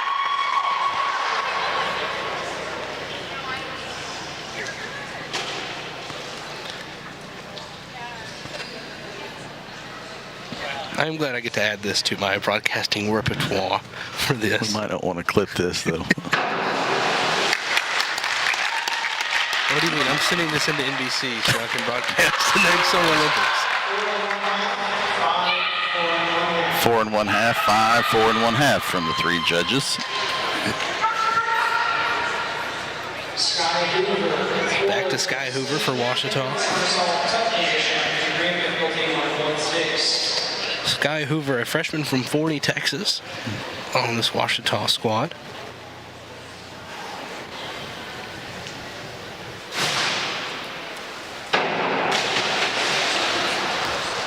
Scores 6, 6, 5 and 1/2. Those are solid scores for tonight. And next up we have Lena Connor, a freshman from Mineola, Kansas. After the diving, start event 13 will be the 200-yard fly.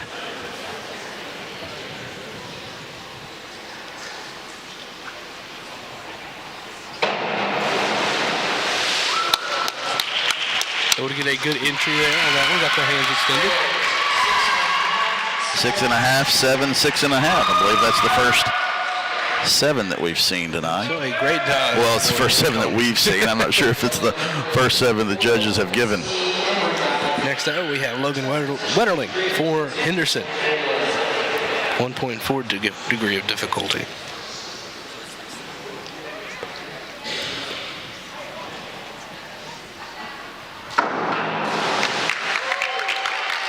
Another tough and then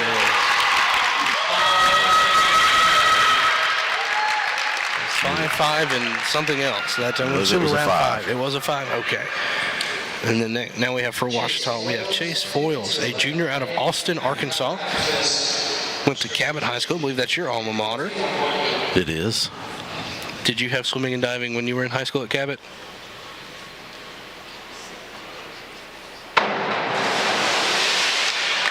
In the at the Rolling Hills Country Club pool every summer there was a lot of swimming and diving.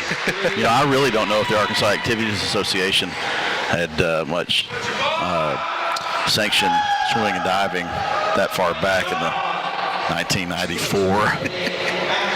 Do you know what the scoring record, the Ouachita, excuse me. Do you know what the scoring record is? The school record was set. What year was the school record in diving set? Well, I'm going to take a wild just guess cheated. and say, I did not. I can't see that from here. That's at a weird angle. I'm going to assume, let's just go with 1997. Nice dive from Javon Coben.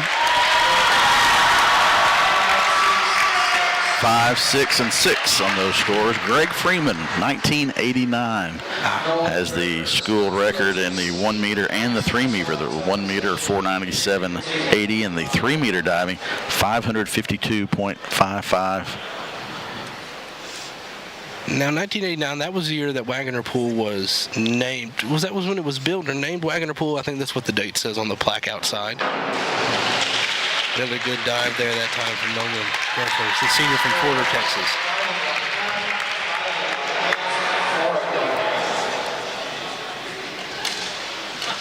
I had a chance in 2006. So 2006, yeah. Spring of 2006, the banner's on the wall, the 4th place national finish. Had a chance to travel to Indianapolis with Coach Jim Dan and Philip Davis and the Tiger Sharks and Lady Tiger Sharks for the national meet hosted by the University of Indianapolis. I bet that was a fun experience to get to go out to Indy for that.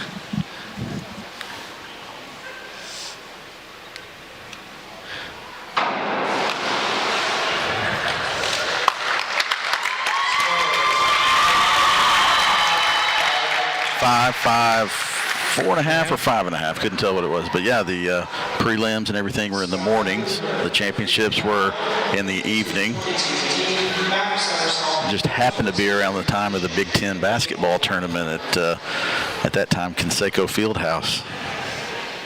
I might have gone to a couple of games. So I would be surprised if you didn't try to sneak over for a couple Big Ten championship games. Hey, Gray, I think that might have been a double twist dive there with the feet first entry. Thought that was an ice cream cone. The double twist. The double twist, not her dive, the double twist. Threw you off on that one, didn't I? Just a little bit. Yeah. Hopefully we're giving the people at home some quality entertainment with this. Everybody's like, what are you teaching those kids?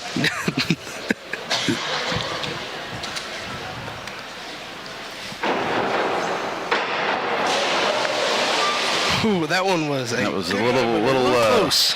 Little groan from the or a sigh of relief from the crowd. 4.5, 4 and 3, I believe, is what those scores were.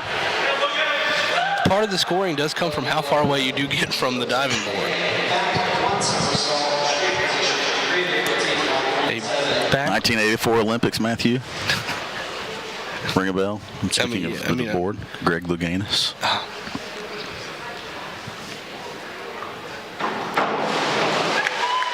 I mean, I don't remember the 1984 Olympics because I wasn't around for that. But 4.5, 5, and 4. 4.5, 5, and 4 on that one as we come back to Chase Foyles. This is round 5 of the 1 meter diving. We'll have about 10 more events, or 13 through 20, and then we'll have the 3 meter diving. It'll be Charlotte Langdon and Sky Hoover will be the 2 entries in the women's diving, and then for the men, only 2 entries, both from Henderson, Javon Coben, and Logan Wetterling. So Henderson will get 13 points in that event. The score's over 3.5, or 3.5, 3.5. Looks like wasn't quite able to get the full extension back to vertical. Forward double somersault. This is a degree of difficulty 2.2. One of the most. We have reached the twos. Yes.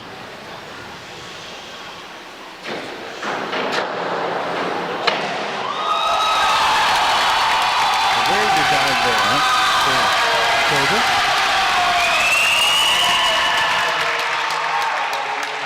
5 and 1/2, 5 and 1/2. I think he might have just over-rotated a tad just there a little before bit. he went for the entry. 302 reverse somersault from the tuck position. Degree of difficulty 1.6.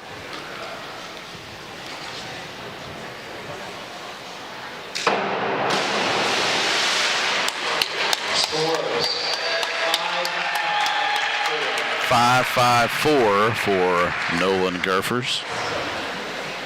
We are now on our Final round of diving. Next up, we have Charlotte Langdon in her final dive, 52, 11A, back dive, half twist, straight position. Back dive, half twist, straight position. Missed the degree of difficulty, 1.8.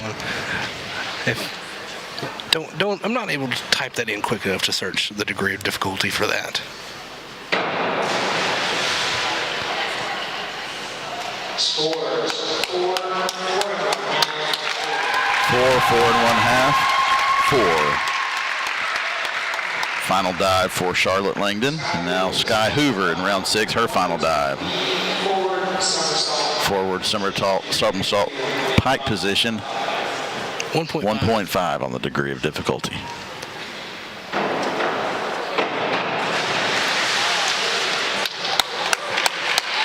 Solid start, but a little bit more.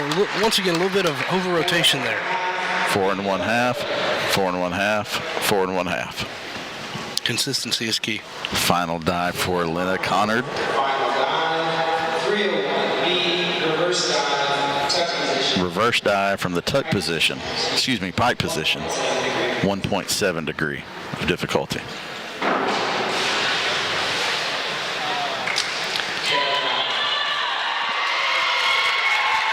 Had no score on that one.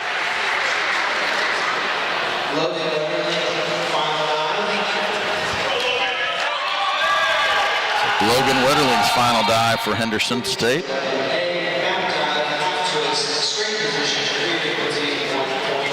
Back dive, straight position, half twist, 1.8.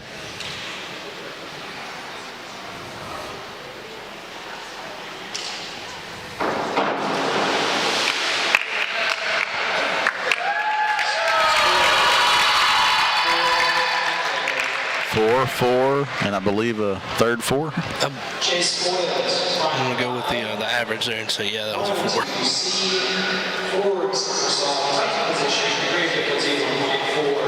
1.4 forward somersault from the tuck position. The tuck is where I believe, from what I've seen, is where you pull the knees up to your chest. The pike is where you just pull the legs up. Another feet first entry there. 3.5, 4. 3.5. And then we have Javon Coben. Javon Coben, final dive, 203C, Back 1 1/2 somersault from the tuck position, 2.0. So the only 2 degree of difficulties we've seen have come from Coben.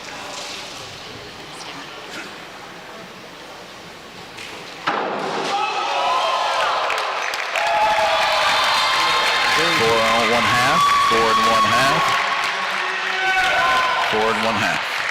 I think it was that over rotation that got him there on that one, but he saw a lot of quick, somersault there.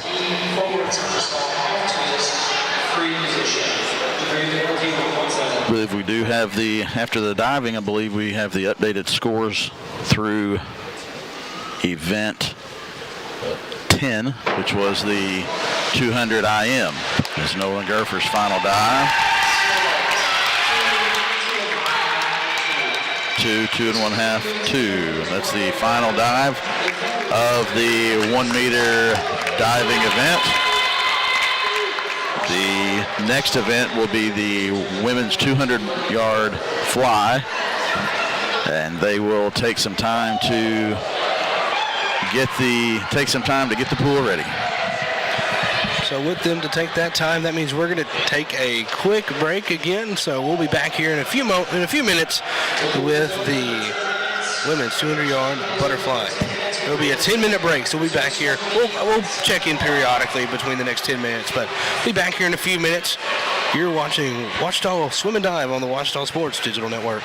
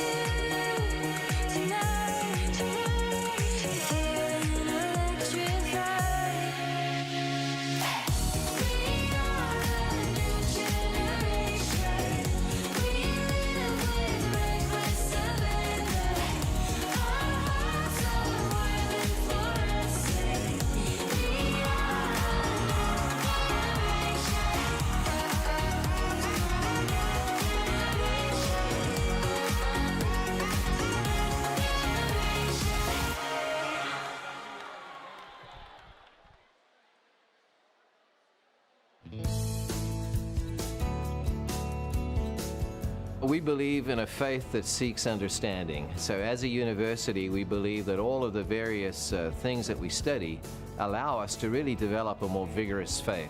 Ouachita Baptist is so catered to growing in your spiritual walk. My interaction with professors and fellow students in classes and learning has helped me learn more about who God is in my personal life.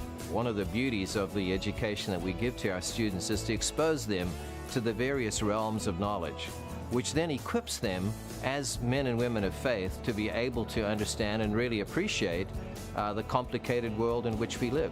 Ouachita Baptist has taught me how a love for God and a love of learning really go hand in hand. By coming to Ouachita and finding mentors on staff or upperclassmen who are older than me, I really started to discover who God was and learn how to go to His Word and His truth and learn who He was. We want you to be the very best you. We believe that's God's plan for you. We believe that He wants you to develop unique gifts and abilities to the fullest extent and to equip you to have the very best future that you can have.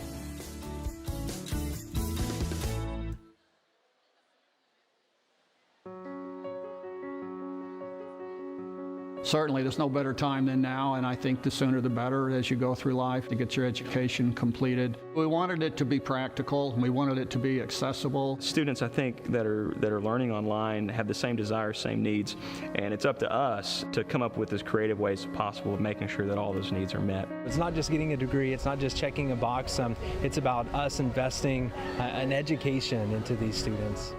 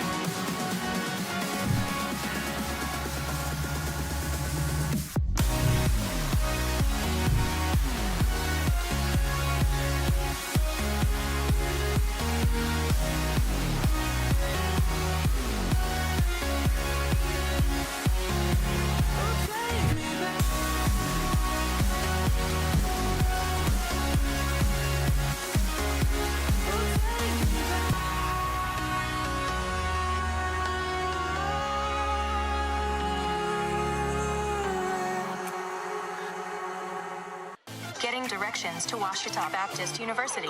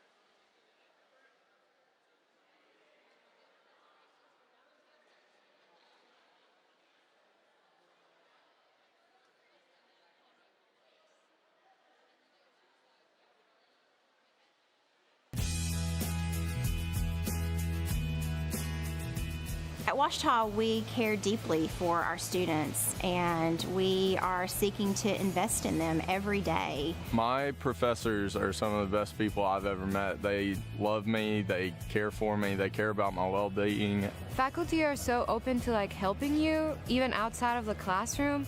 Like the night before the test, they'll stay up till late in case you need help. And they're really open about that, just really helping you understand everything. The faculty has challenged me in a way that I feel equipped for whatever comes my way outside of Ouachita. The faculty and staff really pour into me every day in class, but also out of class. They're really invested in my future. We develop relationships, and we really seek to pour into the whole person.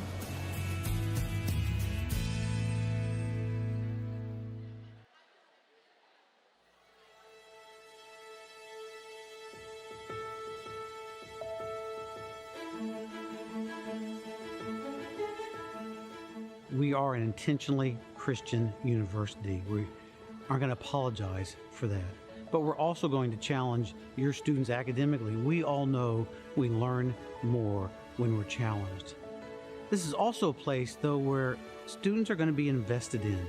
I've spoken to so many alumni, and they come back again and again to telling me stories, naming names of faculty and staff members in specific situations where they invested in their lives, and they look back with the benefit of time and see how formative it was in their life. I think another reason is high impact learning.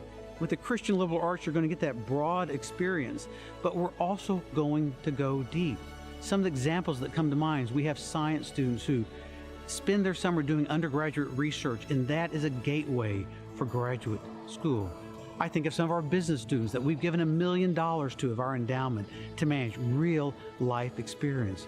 Or students who are interested in media and culture who go to the Sundance Film Festival, the premier event, to engage with people across the country in this discipline, but also to engage with Christians. But we're also going to be a place where you graduate. We're proud that in the state of Arkansas, among all colleges and universities, Ouachita has the highest graduation rate. You're going to finish on time. But you're not just going to graduate, you're going to be prepared for graduate school, for work. And so at Ouachita, we'll be a better university because of you. And I believe you'll be better because you were at Ouachita.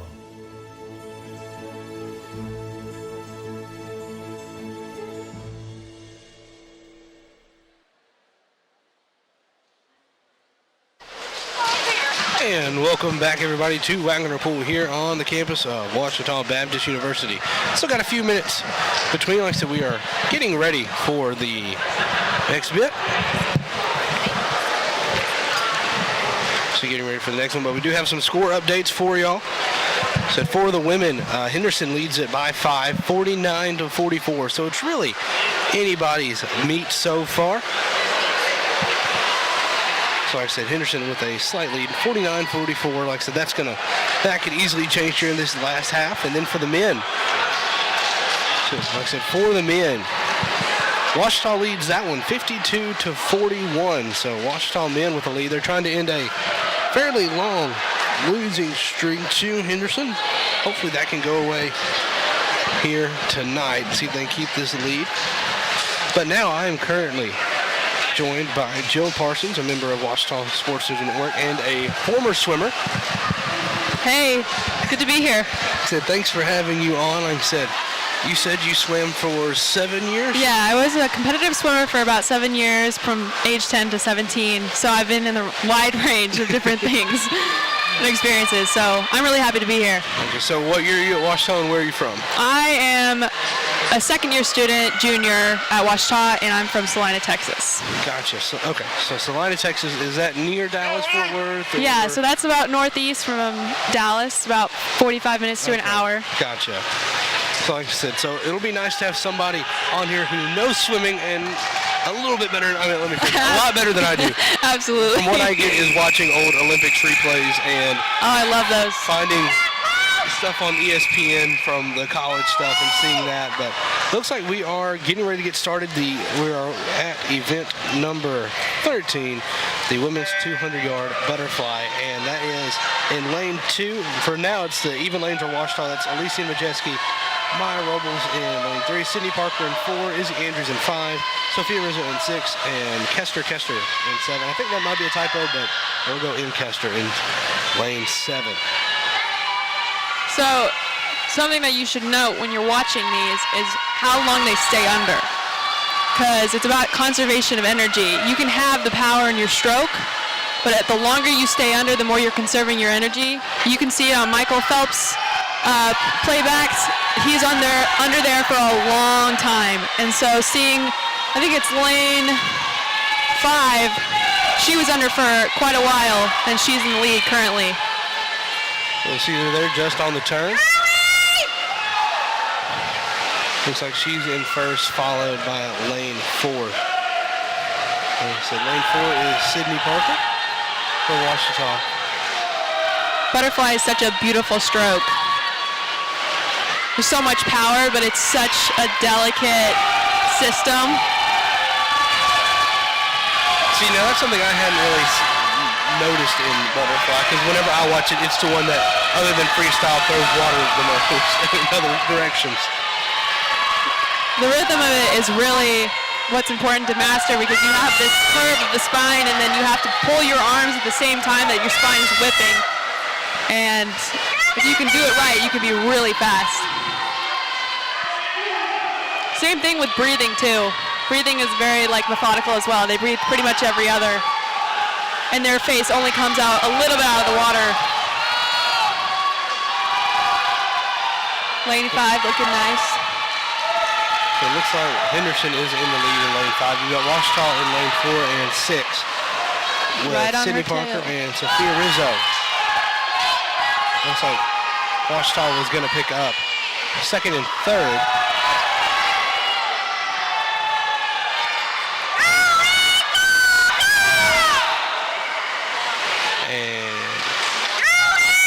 Izzy Andrews takes first place, followed by Sydney Parker in second and Sophia Rizzo in third for Ouachita. So Ouachita gets second and third. Fourth place goes to M. Kester.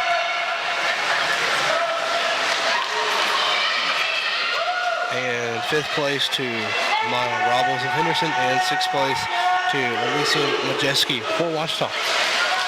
So the winning time there in lane 1 with 2 minutes and 17 seconds.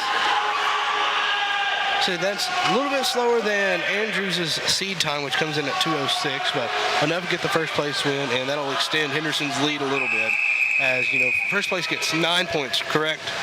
I believe so. It depends on the system and how many heats there are, but winning first is always good. So next up we have the men's 200-yard butterfly, and that is, like I said, Henderson in the odd number, Ouachita in the even number lanes. Jose Beltra, Keith Mathis, Tim Morrow, Elijah Christensen, Jace Pickney, Tristan Richard, Ty Gibbs, and Rafael Bustillo. So the men currently have a 11-point advantage over Henderson. Like I said, the women have some catching up to do, but there's still a lot of swim left to go. And it looks like lane 4 has the lead. Ouachita, let's go. That is Elijah Christensen with the lead so far.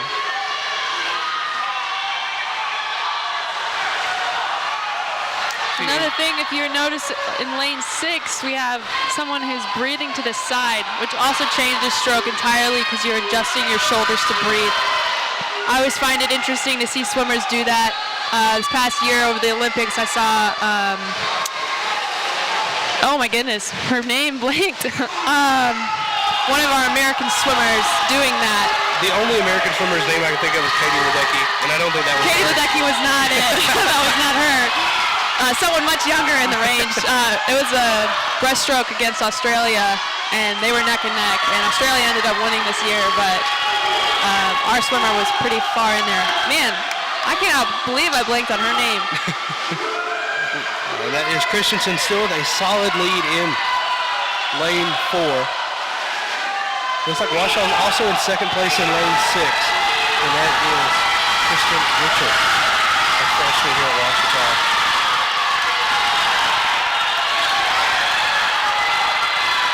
Lily King, that's who I was thinking of. Lily King is such a beast, but I've seen her turn her head and it changes her stroke entirely. And And Ouachita will win it. Wow, Ouachita way out there. And Ouachita looks like Ouachita will come in third. Almost 7 seconds difference from second. That's pretty impressive. 7 seconds is a long time in the pool. That's quite a few lengths. You know, I'm proud of myself. I actually said lengths earlier, so that means I got that correct. If someone's at least a body length out of somebody, that's how you know they're pretty up there. That's at least a couple seconds. So Elijah Christensen took first. Second place goes to Jace Pickney. Third place went to Ouachita and Tristan Richard. And next up we have the women's 100-yard freestyle. Let's see who stays under. I think lane 4 stayed under the longest. It's not quite in the lead yet. You gotta have that power and the length.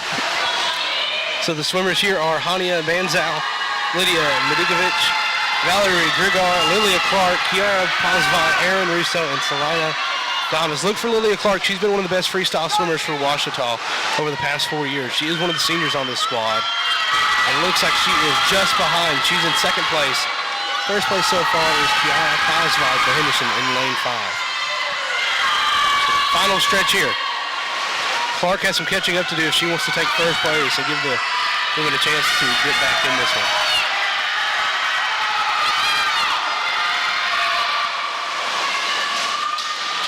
But it looks like Henderson in lane 5 will take first, followed by Clark and Russo. So Ouachita takes second and third. Kiera Pazvai takes first. Lee Clark second. Aaron Russo third. Fourth place goes to Selina Damas in lane 7. Fifth place was Hania Banzal. Sixth place was Valerie Grigar. And Lydia Medikovich takes 7th. And now we come up on the men's 100-yard freestyle. We'll have 2 heats here. First heat, Nolan Gurfers and Tate Sloan. Ouachita and Henderson. Gurfers in lane 4, Sloan in 5. Head to head. Henderson stayed under the longest. It's not always a determining factor, but it can be. So Nolan Gurfers, one of the seniors. We'll see him here shortly. I see he'll come up with us during the 3-meter diving event. And that will bring somebody who knows a little bit more about diving than myself or Chris Babb did. Looks like a pretty good lead so far for Tate Sloan. Something else that is interesting, and I think we might have a shot of the particular block, but how far they go out is more important than how they go up. So when you see the explosion after that horn, you can usually tell who's going to be out first, mainly because of how they pull. I used to pull with my arms and push with my feet, so I always like to watch to see who has that technique going. So next up, we've got a full pool here. We've got Luis Guerrero del Toro, Alex Scholes, Ryan Brown, Trent Reeder, Oscar Patton, Duncan Troop, Jason Siner, and Joe Ragsdale. Once again, Henderson in odd number lanes, Ouachita in the even number lanes. Always love seeing the white Rapids just completely tearing it up in there during the sprints. Nobody barely breathes during the sprints. They're all holding their breath, just kicking away. Lane 5 with a slight lead. Everybody else right there neck and neck. His turn was really, really tight. Just gave him a little bit of an edge. Lane 5, that is Oscar Patton for Henderson. Nice tight turn. You got more momentum because you're pushing more with your legs. The rest of them, you've got Patton down in front and everybody else. You've got about 5 that are neck and neck. It's going to be close here for second place. Patton will take first. Second place will be Ouachita. Third will go to Henderson. That third place was real close between lane 3 and 7 or 6. So first place goes to Patton, or to Oscar Patton, and you had Trent Reeder with Ouachita taking second place. Third place goes to Jason Siner of Henderson. So the Henderson men trying to get back in this one. Like I said, it's still been a close meet. I mean, 10 points, I feel like that's a one-race difference, really. Yeah, it can be. I mean, if you sweep a race, I think it goes 9, is it 9-3-1 or 9-3-2-1? Honestly, I can't really remember the scoring. Most of the time when I was in the water, it was win the heat, and then you figure it out from there. There's so many heats, nobody really knows what's going on until they get there. I mean, you'll have people in here miss their event, maybe not here specifically, but when you have 50 different people, which is what my experience was, you miss it, and they don't do anything about it. So you're really just trying to get there. And You'll see swimmers with Sharpies on them. Now we're in the women's 200-yard backstroke. You got Rachel Cinsano in lane 2, Emma Jorgensen in 3, Caitlin Montgomery in 4, Amy Miller in 5, Avery Sewell in 6, and Emma Sewell in 7. I always found backstroke the hardest because you get so close to that lane. When you hit your hand on that lane rope, oh man. It's a nice, slow, steady pace. Much like running, there's a kick at the end. Also, a little fun fact for most people that didn't know, the flags on the pool aren't just for decorations, they're for the backstroke people. It tells them how many strokes they got left. It's about 2.5, so they don't hit their head. Most of them know by muscle memory though, so they don't really need the flags anymore, but it's always useful. See, I did not know that. I thought they just showed the lane lines. It's like, okay, there you go. Yeah, lane lines is definitely good for the commentation and like all that stuff, but definitely for swimmers' benefit. And then if you look at the bottom of the pool too, you got that T that goes all the way down and back. That's also for swimmers to know how far they are. They have notches, it tells them. Just a little fun trivia for people who aren't swimmers. See, I knew they had some sort of importance to this, but I wasn't quite sure what all it meant.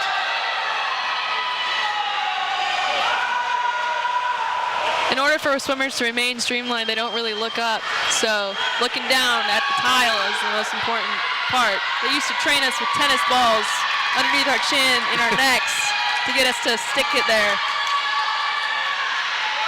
It's quite the trick. Worked for me, so learned real quick. There you go. It's whatever works when it comes to that. All coaches have something different, and that seems like it works. And it looks like Caitlin Montgomery is in the lead, and we're coming here in the last stretch. So it looks like she might take first place for Ouachita. And she will. Caitlin Montgomery takes first place in lane 4. Followed by lane 5, and Miller for Henderson. Then lane 3, Emma Jorgensen for Henderson. Fourth place goes to lane 6, and Avery Sewell. Fifth goes to Emma Sewell, and sixth will be Rachel Cinsano in lane 2. Winning time with 2:09.29. And that means we will head to the men's 200-yard backstroke. We'll have 2 heats here. First heat with 3, and that is Chase Foyles, Cade Rivers, and Jack Stevens. Foyles and Stevens for Ouachita, Rivers for Henderson.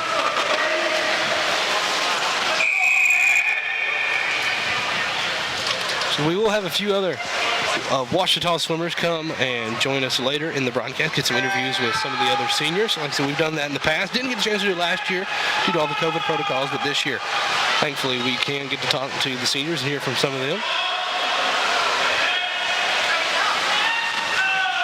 Looks like Rivers out to a slight lead after the first 25 meters. See, I do know that this is considered a short course pool because it's only 25 meters in one direction. Yes. So Olympic pools are typically twice this length, 50 yards, and so it's quite different. Definitely shorter. You got our little front lane right here that's going horizontal to everything else, and it's the practice lane that most people are in most of the time. Yeah, this would be a short pool. You can see that the tees also go from horizontally left to right, and that's also because that's how they do practice lanes, and it's more lanes. But it's the same distance. It's still 25. See, I'm so glad to have a former swimmer on here that knows what they're talking about, knows all these intricacies of swimming. I'm happy to be on the OSDN. New member, but I'm here. I'm here to serve. That's the hey, it doesn't matter when you join. It's what you do when you're here. Absolutely. It's good to have you here. Absolutely. Looks like Ouachita now in the lead over in lane 6. That is Jack Stevens. There are so many specific rules to different strokes. Backstroke, you do a front turn, but to get around, you have to have that one stroke, and any more than one stroke can get you disqualified. So seeing them make that turn and having to make it quick enough, but also tight enough to where they're not so far from the wall they don't get a kick is important. Looking good over here in lane 6. So that is Jack Stevens with a fairly commanding lead so far. Stevens, a freshman out of Kingwood, Texas. Some swimmers use the lean ropes as a guide so they're not going back and forth. I personally never did that. I was too scared of it. And Jack Stevens will take first place, followed by Cade Rivers in second and Chase Foyles in third. Winning time, 2 minutes, 13 seconds, 13.82 seconds. And now we'll have a almost full court.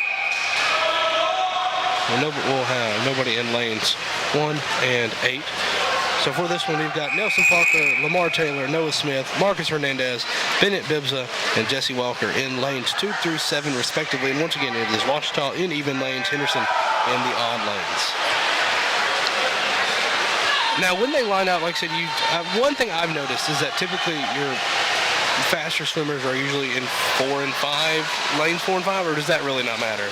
So that's actually a really great point because so typically water,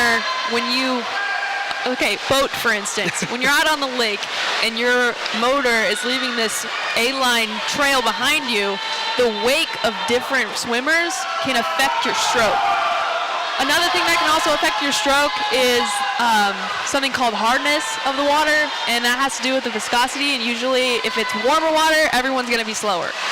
But lanes 4 and 5 have less wakes than all the other lanes. So typically if you can get out lane 4 and 5 or way ahead of everyone else, you're going to be just fine. Now we see lane 3 already ahead of lane 2 and 4. So his wake is affecting number 4 or lane 4, but as far as like 1 and 8, those are going to get the most because you're also getting it bounced off the wall. So that's a good point. And yeah, lane 4 and 5, sure, yeah. Most of the time, you're going to get someone who's going to be first or second in those lanes. See, I never knew that. I just thought it was that's the way you lined up. That was how it went. I never knew that the wakes had played that big of a part in this. When the pool is tested, different chemicals affect the hardness of the water. And it's not always about temperature, but that's why they have someone come in and check the chemical levels because those chemical levels can change how that rolls off. It's almost like your skin is oil and it's how it rolls off of your skin. It makes it easier to swim in. Now it looks like lane 3 just bumped the line. How does that work? I mean, I don't know if that... it doesn't disqualify you, but it will hurt. Okay. Yeah, if you hit the lane rope, it's plastic, hard plastic. So if you hit that, you're most likely going to get a bruised hand. Gotcha. So first place goes to Lamar Taylor for Henderson. Second, Noah Smith of Ouachita. Third place is Bennett Bibza of Ouachita as well. Fourth, Marcus Hernandez. Fifth goes to Jesse Walker, and sixth, Parker Nelson. So that'll do it for event number 18, and that'll turn us over to the women's 500-yard freestyle. So the second longest race of the night. I will say I'm thankful we're not doing the 1500 tonight. That one gets hard to call, especially when it was just me by myself. Yeah, it gets a little, you can't just talk about the turn every 2 seconds, but. And for me, if I didn't keep up with the lap count each time, I'd end up getting lost in the day. I couldn't see what their numbers were. Yeah. So I'm like, okay, I'm going to assume this person's ahead. We're going to hope for the best here at the end. But for the women's 500-yard freestyle, we've got in lane 2, Mary O'Sullivan for Ouachita. In lane 3, Elise Voos for Henderson. In lane 4, Kate McCown of Ouachita. McCown won the 1,000-yard earlier. And in lane 5, Cece Magnani of Henderson. Then you have Elise Henderson for Ouachita in lane 6. And in lane 7 for Ouachita is Samantha McCarty. Now, I know shortly I think we'll have, Rachel Santana or another swimmer going to come up here shortly. Doesn't mean you have to go anywhere if you don't want to, because I'm very thankful to have somebody who understands swimming up here. I will be around, for sure. It's always fun to explain the science behind swimming. People just don't think about it. People think about the mechanics of football and throws and running. But with swimming, there's a science that just doesn't always involve your mechanics, but also involves the water and how all those chemicals relate to how your body responds to it. typically the pool is like set at like 76 degrees, so it's all different. But once you get out, you're still warm. Your muscles are still warmed up, but so much science going into there. Gotcha. And I think we've got Rachel here, so I'll let you swap places with her, and then I'll bring you. You can come right back because you know what you're talking about. Absolutely, I'll be back.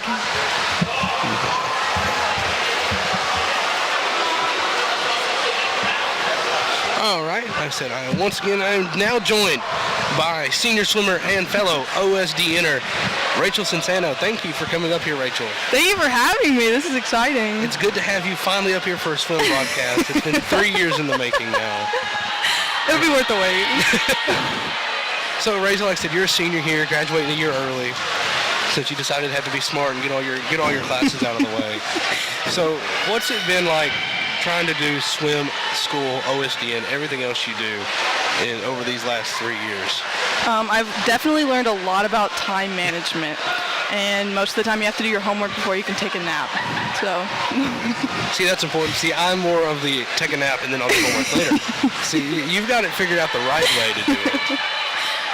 It's worked so far, so. There you go. So what's been some of your favorite memories with the swim team so far? It's definitely not my favorite, but the most memorable experience I've had with the swim team is my freshman year. On our way back from conference, the bus broke down, and so we were stuck in a gas station parking lot for like 10 hours. That was a blast. Bus mishaps are always one of the favorite most memorable moments of any sport I've noticed. Definitely something we'll never forget. So that's your most memorable. What are some of the other things that you really enjoy each season?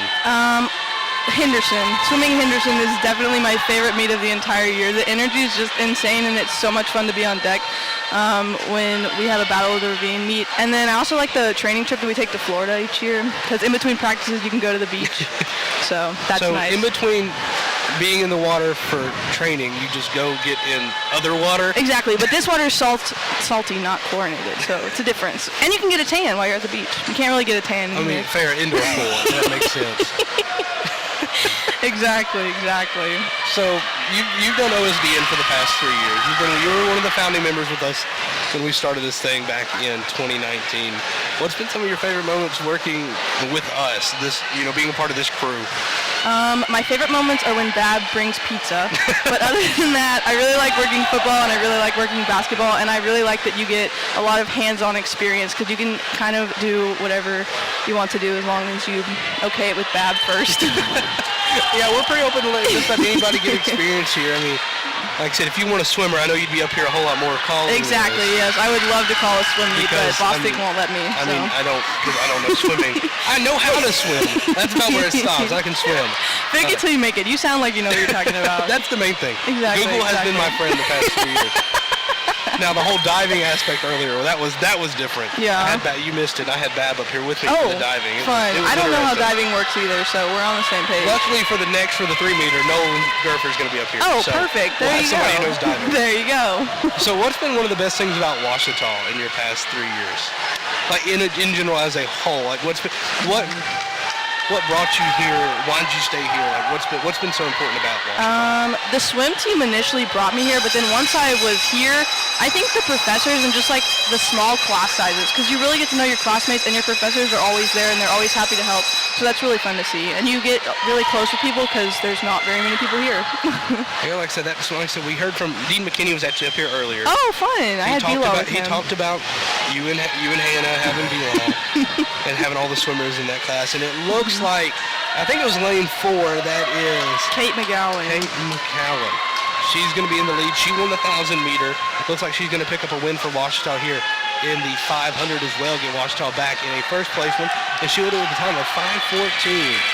She's ridiculous. She's so good. She's tiny, but she can pull some water. Second place will also go to Ouachita and Elise Henderson over in lane 6. Third place will go to Henderson in lane 5 and Cece Magnani. And fourth place will go to Henderson as well. So, Rachel, please remind me, I know first place gets 9 points. Is that right? I'm going to be embarrassed. Or do you just swim and just let Usually I'm not in first, so I don't know how many points first get. Hey, but 9 sounds right. I think it's like 9, 7, 5. Is that? I have no idea. Okay. I know I have called races where you have won them before here. Hey. Yeah. So we got one swimmer left over in lane 6. Or sorry, in lane 7. That is Samantha McCarthy.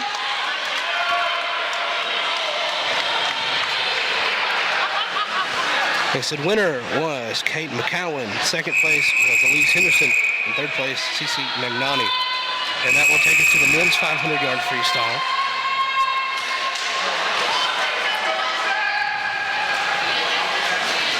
Now, remind me, I know your major is communications, because that's why you're here with OSD. But now you have 2 minors, is that right? Yes. Okay. Business administration and psychology. So how do you balance doing work not just in one subject like communications, but you balance it between that and then having psychology and business stuff? I honestly think it makes it easier just because it's not so much of the same topic. Okay. Does that sound? Yeah, that makes sense. It breaks it up a little bit. It's nice. And you meet people from the different schools, so. Okay.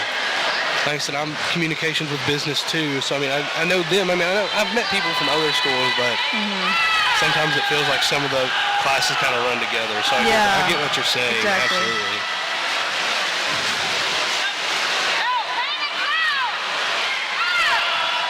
Like I said, so far it looks like lane 3 has a slight lead, and that is. I probably should have read off all the names here for this race. That's going to be starting in lane 1. It is Maddox Tidwell, then Hayden Justice. Did I say that right, Justice? Okay, Yeah. I'm making sure.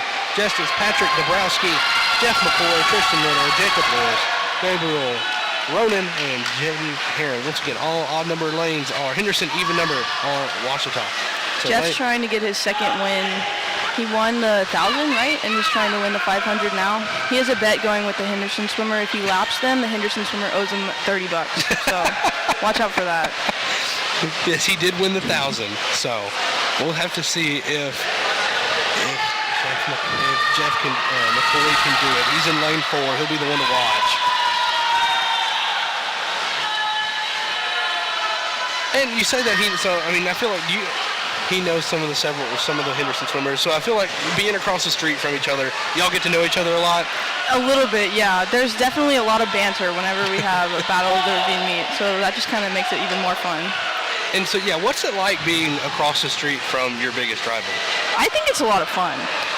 One of our swimmers, Avery Sewell, she has a sister who's on Henderson, so they're close. So we kind of met a lot of the Henderson swimmers through her. So that's kind of how we got to know most of them. I think that might take sibling rivalry to a new level. I think so. When you go to 2 rival schools that are separated by a 2-lane street, that's a new one for me. Yeah. And then it gets really complicated when you start dating people across the street.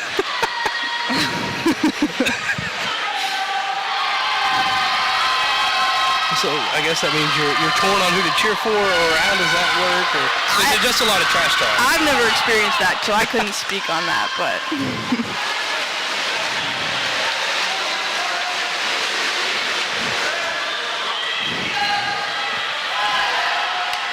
Well, fair enough, but I feel like I said, it's Arkadelphia with Ouachita and Henderson's an interesting situation for sure to have 2 schools this close to each other.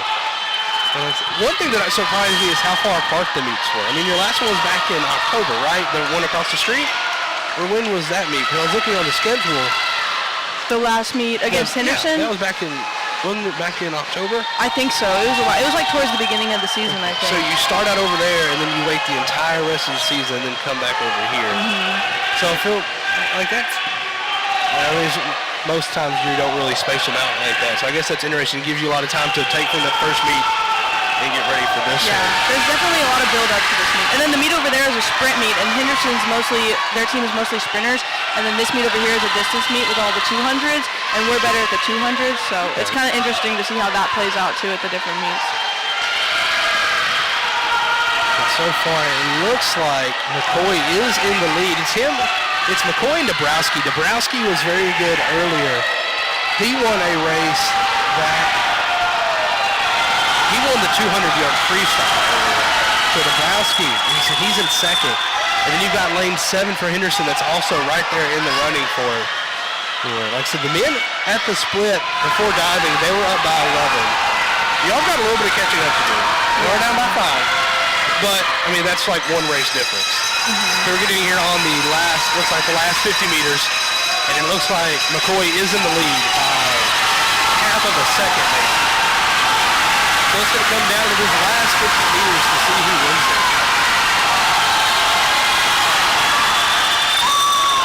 They flipped at the same time. Now, we have seen a tie here before, but it looks like Dabrowski's got a little bit more power at the end here. The last few meters, we'll look at the scoreboard, and Dabrowski will take first place. Followed super closely. I mean, less than a second difference, 0.2 more of a second difference there. Third place goes to Henderson in lane 7 in Ronan. Fourth place goes to Ouachita and Lewis in lane 6. Fifth goes to lane 5 and Tristan Little. Sixth place is lane 2 and Hayden Justice. 7 in lane 1 and 8 in lane 8. So I'm not quite sure how long you can stay up here, as we have made it through the 500s. But it looks like we are about to have a quick break because we do have diving coming up next. So Rachel, anything you want to say to, you got family back home watching this, or anybody else watching, anything you want to say to them before you go? Just hi, and thank you for watching, and thank you for live streaming it so they can watch it. Of course. Hey, if you ever want to come back up here, you're more than welcome to. So, like I said, you know what's going on here, whereas I just can tell you who's in the lead and what they're doing because I have a piece of paper that tells me that. Okay, if you run out of things to talk about, let me know. And I'll come back. Don't worry. Well, once again, Senior Rachel Cinsano, like I said, thank you for coming on. Good luck throughout the rest of the meet. So we will see you later. Oh, by the way, Bab is getting pizza, so if you want some food afterwards, I'll make sure to leave you some if you want some. Sounds great. Thank you so much. Thank you, Rachel.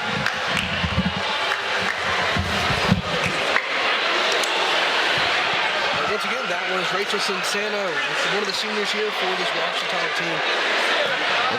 I think I dropped my own mic there. So once again, that was Rachel Cinsano for Ouachita, one of the seniors. Like I said, that will do it for so far. We're going to take another quick break as we get ready for the 3-meter diving. We will be joined by Ouachita senior Nolan Gurfers, who knows a little bit about diving, which will help me out, not having to have Google open the entire time. So we'll take another few minutes off, and we will be right back here on the Ouachita Sports Digital Network.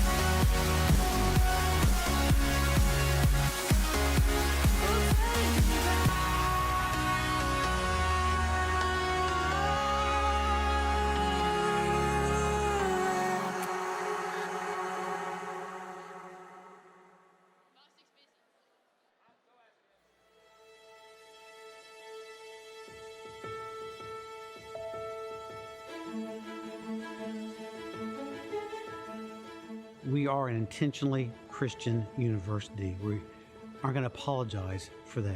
But we're also going to challenge your students academically. We all know we learn more when we're challenged. This is also a place, though, where students are going to be invested in. I've spoken to so many alumni, and they come back again and again to telling me stories, naming names of faculty and staff members in specific situations where they invested in their lives, and they look back with the benefit of time and see how formative it was in their life. I think another reason is high impact learning.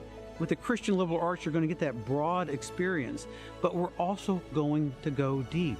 Some of the examples that come to mind is we have science students who spend their summer doing undergraduate research, and that is a gateway for graduate school. I think of some of our business students that we've given $1 million to of our endowment to manage real life experience. Or students who are interested in media and culture who go to the Sundance Film Festival, the premier event, to engage with people across the country in this discipline, but also to engage with Christians. But we're also going to be a place where you graduate. We're proud that in the state of Arkansas, among all colleges and universities, Ouachita has the highest graduation rate. You're going to finish on time. But you're not just going to graduate, you're going to be prepared for graduate school, for work. And so at Ouachita, we'll be a better university because of you. And I believe you'll be better because you were at Ouachita.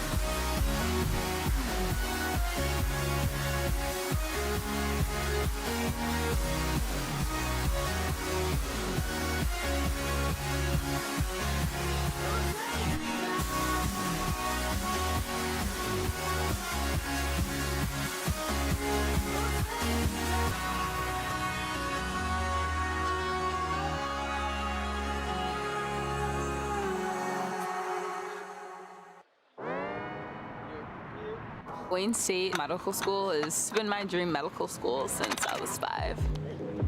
Athletics are important, but so is service, so is research, so is becoming a better person, and we expect you to do well athletically, but don't forget the reason you're here, which is to give back to your community and to get good grades.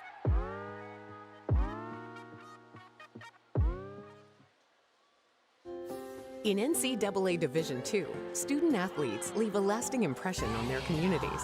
That's because Division II student athletes want to make a difference and truly be part of their surrounding communities. Through community engagement, thousands of student athletes from various backgrounds interact with community members who view them as role models. This interaction leaves a positive and perhaps even life-changing impression on all those involved. In Division II, we rise to the opportunity and make community engagement ours.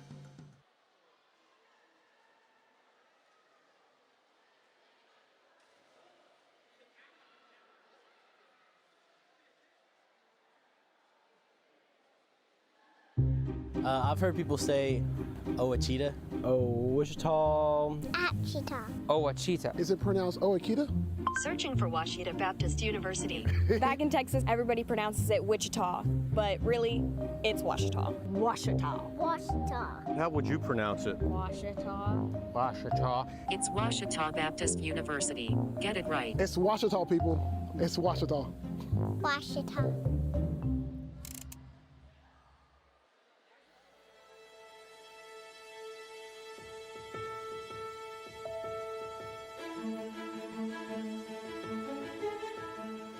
We are an intentionally Christian university. We aren't going to apologize for that. But we're also going to challenge your students academically. We all know we learn more when we're challenged. This is also a place, though, where students are going to be invested in. I've spoken to so many alumni, and they come back again and again to telling me stories, naming names of faculty and staff members in specific situations where they invested in their lives, and they look back with the benefit of time and see how formative it was in their life. I think another reason is high impact learning. With the Christian liberal arts, you're going to get that broad experience, but we're also going to go deep. Some of the examples that come to mind is we have science students who spend their summer doing undergraduate research, and that is a gateway for graduate school. I think of some of our business students that we've given $1 million to of our endowment to manage real life experience. Or students who are interested in media and culture who go to the Sundance Film Festival, the premier event to engage with people across the country in this discipline, but also to engage with Christians.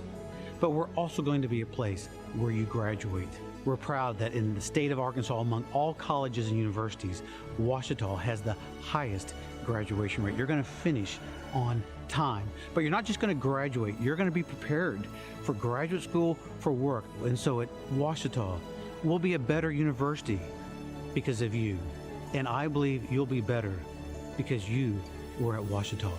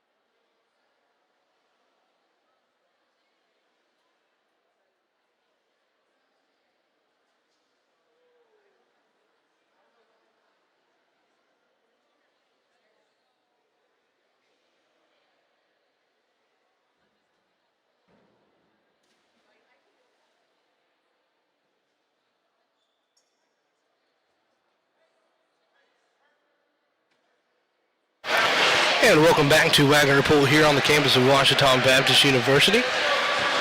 Should be getting ready for the 3-meter diving here momentarily. It'll probably be, it will be the same format as we saw earlier, where the women will go, followed by the men. We only have 2 per group. Like I said, for the women, it'll be Charlotte Langdon and Sky Hoover again.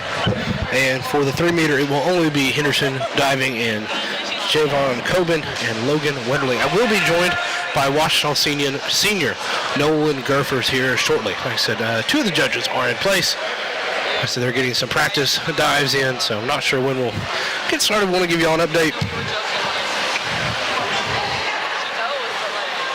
that we did have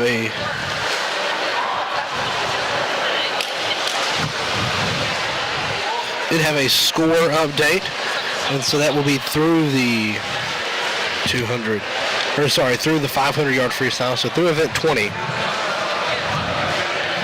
Let me write all this down here for you. The men have, like I said, they were up by 12. They were up by 11, but now they find themselves down 13. They trail 100 to 87 behind Henderson, but for the women, they are back on top. Women are on top by just 7, so the women still just about anybody. So anybody's meet so far. So they're on top 96 to 89. So then I am joined by Nolan Gurfers, another senior here at Ouachita. So thanks for coming on, Nolan. Yes, sir. Thank you. I said we're getting near the end of the meet here. We've got these 2, like I said, men's and women's 3-meter diving coming up, and then we'll have 4 more events. So 200-yard breaststroke, and then 400-yard freestyle relay, which I guess that's the one you always end with. Yes, sir.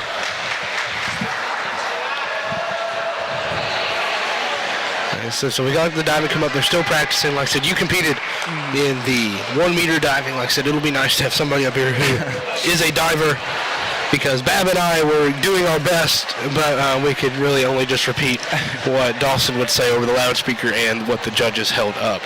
Yeah, so really just the main difference with going from 1 meter to 3 meters is just how much time you have in the air. You'll see a lot more patience coming off the board, really riding it up to the top, and it just gives the divers a lot more time to fully go through their dives. So what all goes into being a diver? I know you're new to this, so I mean, because this is the first time that, well, in the past 3 years that we've had diving. I know it's been a while since we've done it. So what all goes into being a diver? Yeah, so Chase and I, we had a talk with Coach, and he said there was an opportunity to get some points throughout the season, so we decided to kind of revive our diving program, and we kind of just started with the basics. A lot of YouTube videos for beginners. We practice a few times a week in the water and at a gymnastics gym on a trampoline, kind of just rolling around on the ground and stuff like that. But really, it's a mind over matter type thing. I've played a lot of sports growing up, and I'd say that diving is one of the most mental things I've done. Gotcha. So one thing I've seen here is, I take it you can adjust how it, I guess, bends? Yeah. Like, I didn't realize that until today, that's what those little wheels were for. So what does that exactly do for the board? Yeah, so that's the fulcrum point, and starting at the beginning, whenever it's all the way out, that's at one position, and it goes 1 through 10. So the more you move it back, the bouncier the board is going to be, and the higher you're going to go up in the air. Gotcha. So if it's at a 1, you're going to go farther out than you are up. Vice versa, if it's at a 10, you'll go higher up than you will out.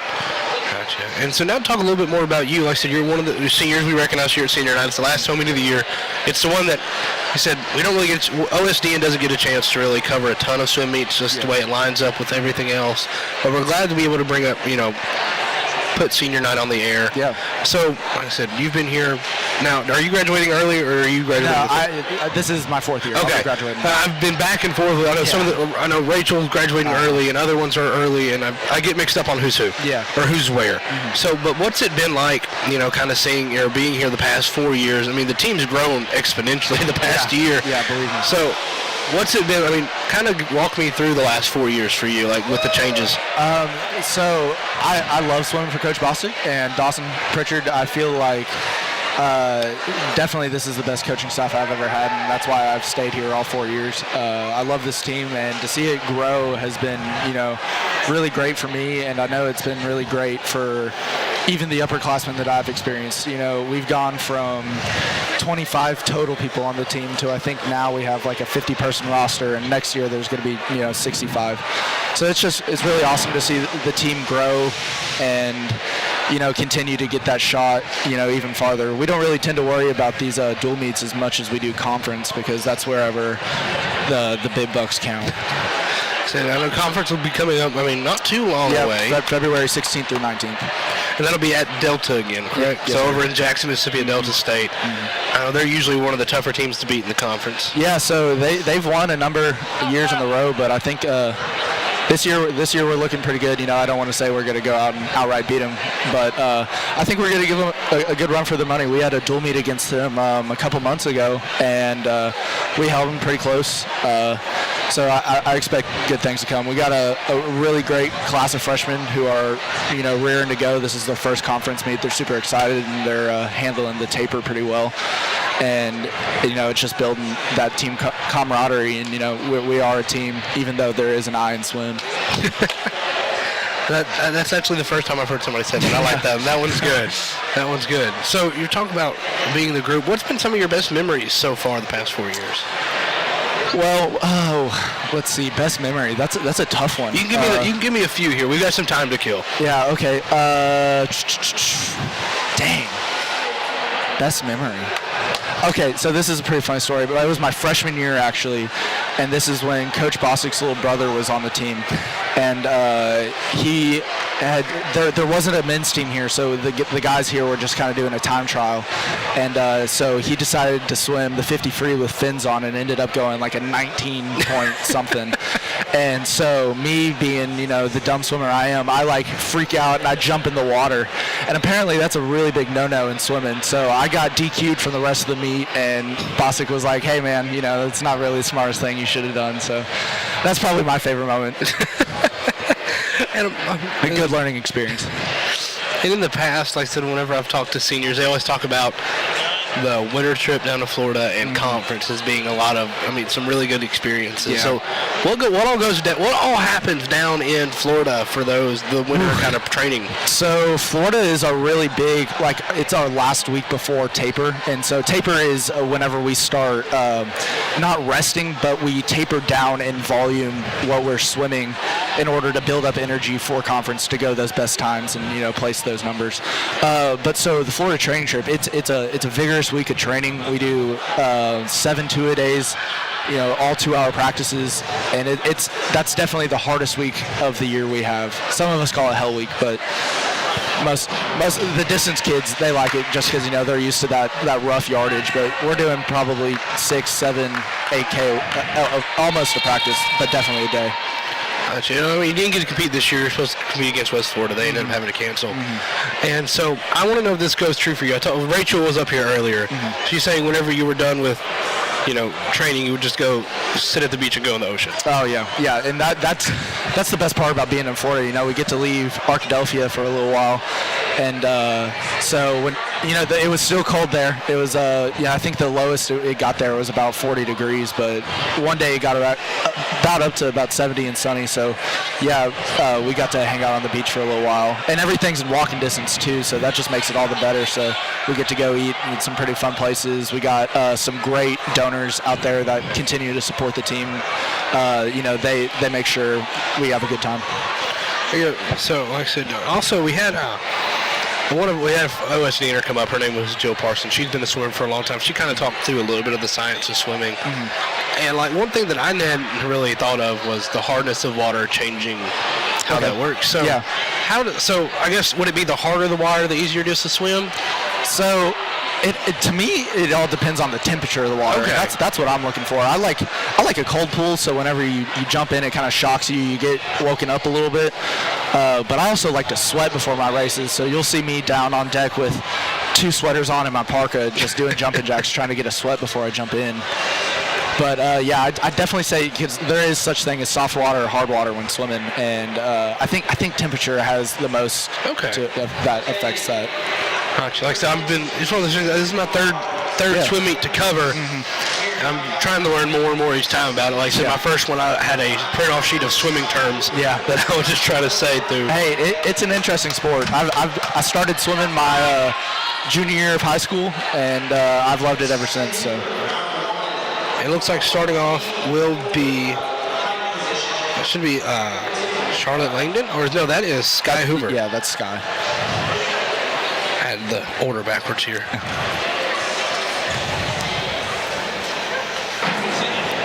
So pretty simple forward dive. So one thing I kept hearing was tuck position, pike position, and then what would that be? So I think that might have been just a pike. I'm not too sure. I couldn't hear because you didn't see her really lean forward and grab her knees. She kind of just bent over. So I guess Charlotte Langdon for Henderson isn't diving? No, she didn't go. So she dove for 1 meter. I guess she's not doing 3 meter. Yeah. She was just on the list, so I wasn't sure. So now we have Javon Copen. He did really well in the 1 meter. Yeah, he did.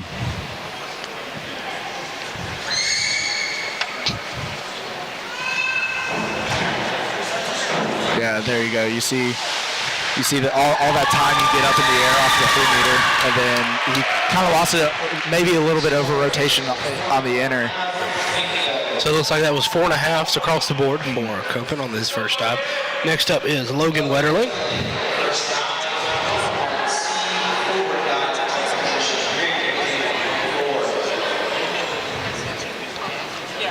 One thing about Wagner Pool that I've noticed, it is hard to hear. The acoustics in here are so bad. So that would be considered a tuck, right? So that was a tuck. Good. I'd say that was a good dive. He kind of saved it at the end and made it look cool. Looks like the scores were a 4, 5, and 5.5. Yeah.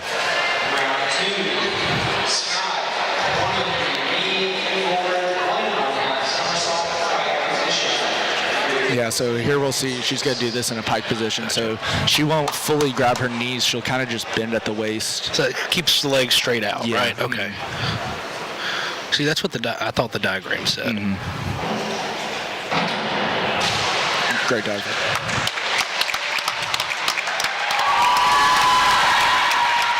Looks like 5, 5, and 4.5. So solid second dive there for Sky Hoover.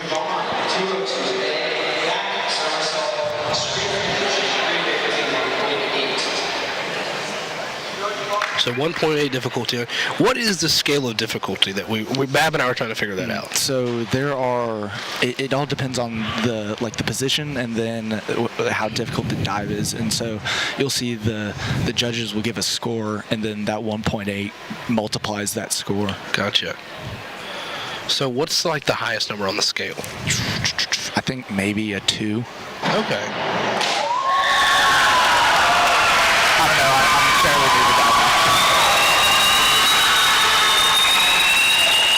Six and a half, and 7 for Javon Coven for his second dive. A great, would that be called a back?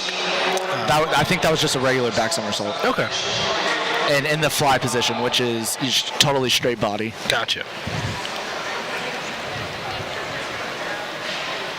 So we see here he's moved the fulcrum point back a little bit, so you'd expect him to get a little bit higher on this one, right? Yeah, a little bit higher and a little bit closer. But you see, he still ended up going a little bit far out. That's because whenever you're going off the board, you really want to make sure you ride the board, which means you stay on the board for almost as long as you can, so it lifts you up high. Gotcha. A lot of people think you just walk up and then you jump off the board, but when you're really letting the board jump for you, you're kind of getting slingshot up into the air. Like I said, this is all brand new to me. I mean, I've watched it before in the Olympics a few times, but other than that... Don't worry, about 3 months ago I was in your same shoes.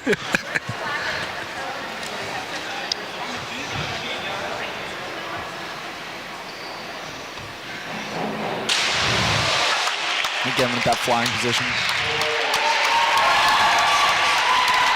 5, 6, and 5 your score for Sky Hoover.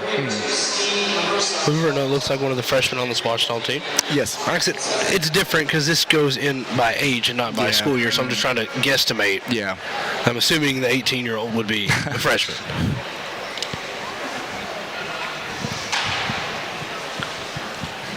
Copen coming back up. Yeah, it looks like he's putting that fulcrum point about halfway back to around 5, maybe 6.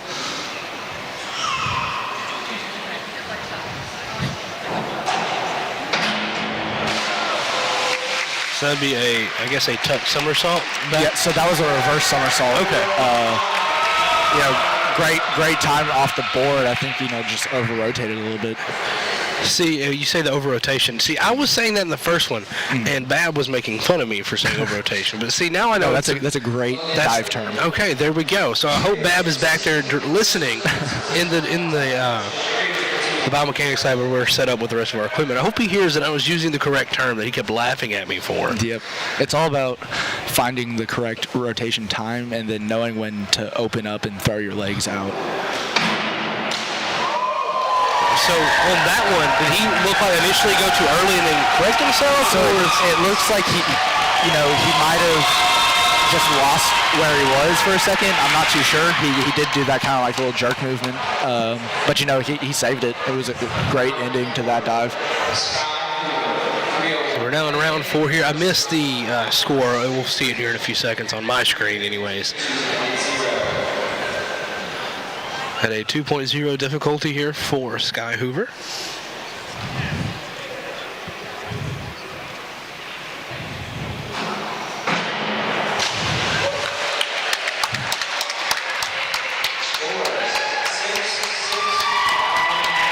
Scores are 6, 6, 5.5 for Sky Hoover.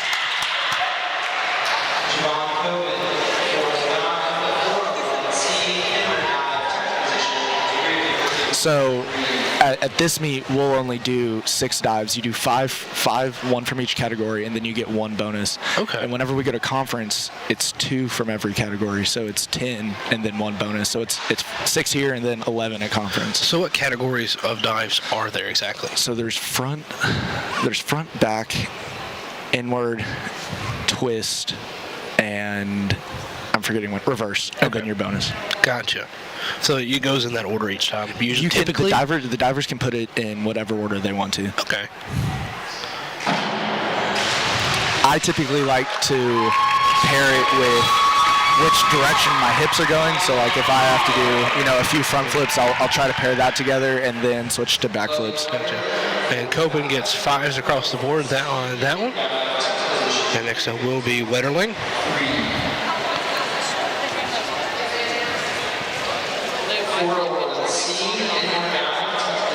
So, Noah, what do you have? So, since you're graduating, what do you have planned for after Ouachita? So, I am majoring in sports administration. I'd like to find a job coaching somewhere. Okay. Do that for a couple of years and then work my way into some sort of athletic administration role. I've always loved coaching. I've done it for half my life, and I think that's just a really good route for me to go to, especially after being here under Coach Bostic. I've learned so much that I think I can take back to Texas and teach the youth. So you're wanting to stick with teaching swim, right? Yeah. Gotcha. Or coaching swim, not teaching swim. So I believe we're in round 5 of 6 now.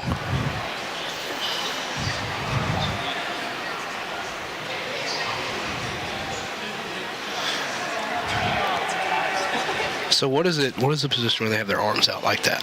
So having the arms out helps you get the bounce going. Okay. So you aren't just automatically jumping it out. It helps your weight get the momentum of the board going, so you can ride it up all the way to the top, and then get a little bit more extra time to actually perform the dive. And some good scores there for Sky Hoover. It was 6.5, 7, and 6. And so for you personally, what was it about Ouachita that brought you here? And what made, or I think we kind of talked about kind of staying around, but like what all? 100% it was swimming for Bostic. I was a senior in high school and went on a few recruiting trips, and then I came to Ouachita, met Bostic, and immediately fell in love with the place. He came and watched me swim several times my senior year, and then, coming here, I feel like he's helped me grow, not only as an athlete, but as an overall person, really. And so would that dive be considered your twist? Yeah, so that was a back dive, half twist. Gotcha. Looks like the scores over 5.5, 6.5, and 5.5.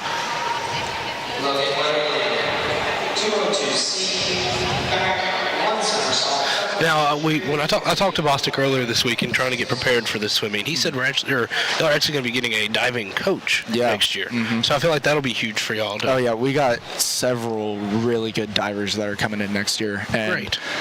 I'll be surprised if they don't, win conference. I know that's a pretty big. What's the word? Guess. I don't know. But I'd be so shocked if our dive program doesn't just completely and totally lift off the ground as of next year. That's going to be amazing. Like I said, I'm going to be around for a couple more years as a GA in football. Okay. So I'll get to, I won't be, as a student, but I'll get to see some of it here and there. So hopefully I'll get to kind of see that kind of take off for y'all. I know that'll be big. Yeah, and it's so with conference, only 18 people can score. Okay. So, but 3 divers equals 1 swimmer. So typically a swim team, if they have a dive program, will have 3 guy divers and then 3 girl divers. Right now we only have 2 of each. But next year we'll have those numbers to get a full dive team. So they're looking forward to that. Like I said, the future is definitely looking bright, especially with all the new numbers coming in. Lost the arms a little bit there.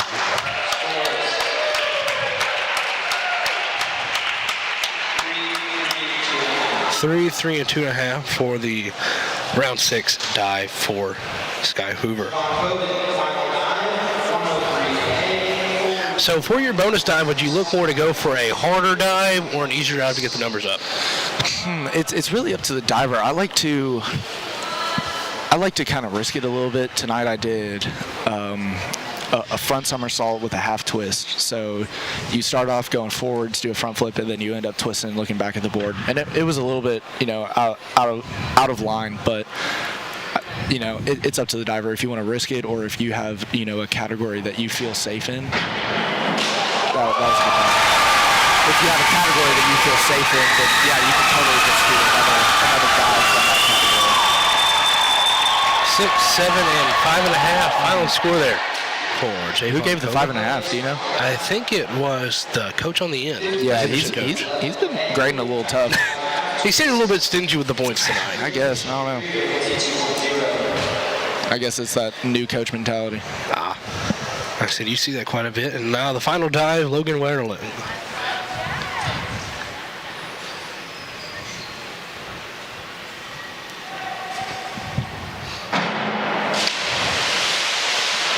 So, I mean, solid at the start, looks like a little more like over-rotation on that one. Yeah, so what happened there is he really kind of just jumped back and just, went a little too far out rather than riding the board to the top and then performing the dive.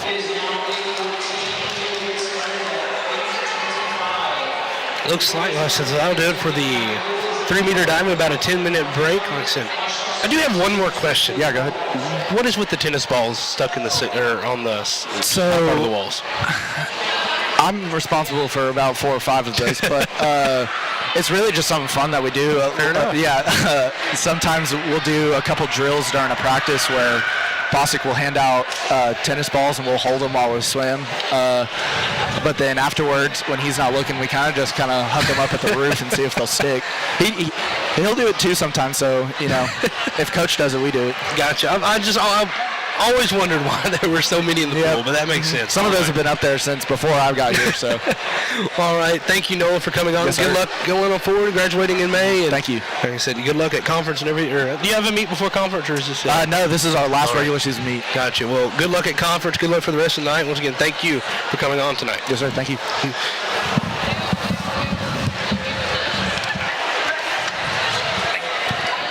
Like I said, once again, that was Nolan Gurfer, senior here on the Ouachita Baptist swim team. So we've got about a 10-minute break between.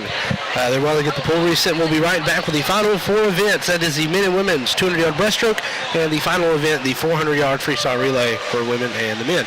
We'll take another quick break. Once again, I'm Matthew Branch. We'll be right back here in a few minutes on the Ouachita Sports Digital Network.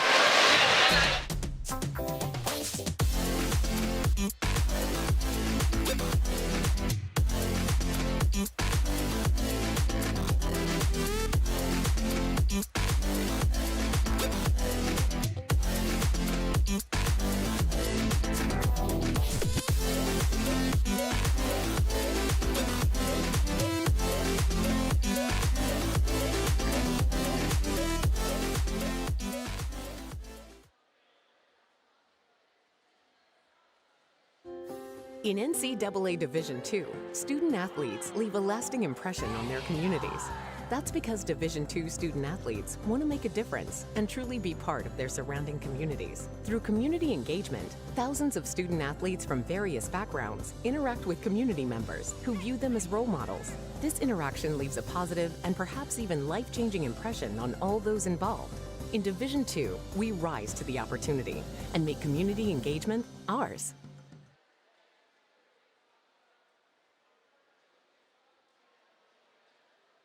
The American dream to me as an immigrant means having the opportunities that my parents didn't have. Being the first one in my family to graduate, it meant everything my parents sacrificed for me to get to this point. It was paying off. Estoy muy orgulloso de Michael por haberse graduado de colegio. My path to a college degree would have been completely different had I not had a scholarship. It would just relieved a lot of the financial burden.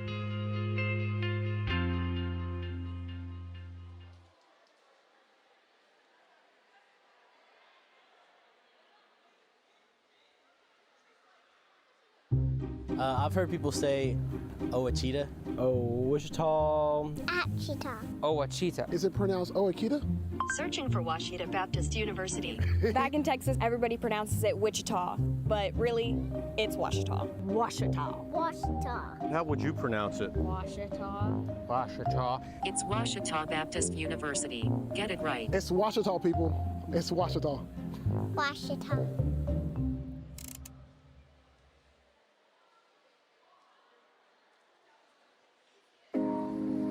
On my team, I thrive to work as hard as I can. I mean, whatever you do on the field, there's a positive correlation to whatever else you do, be it personal relationships, homework, the way you carry yourself. I've changed since I got to King University. It's really helped me to develop as a leader. I think it's honestly the best thing that's ever happened.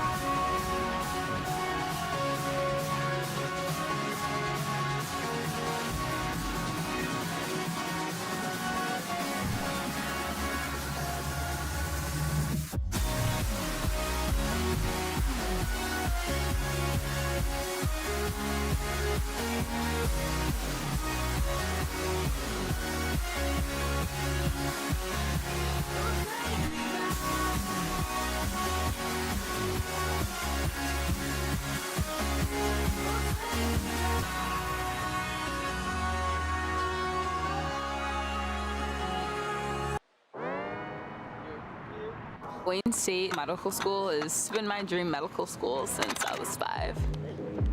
Athletics are important, but so is service, so is research, so is becoming a better person, and we expect you to do well athletically, but don't forget the reason you're here, which is to give back to your community and to get good grades.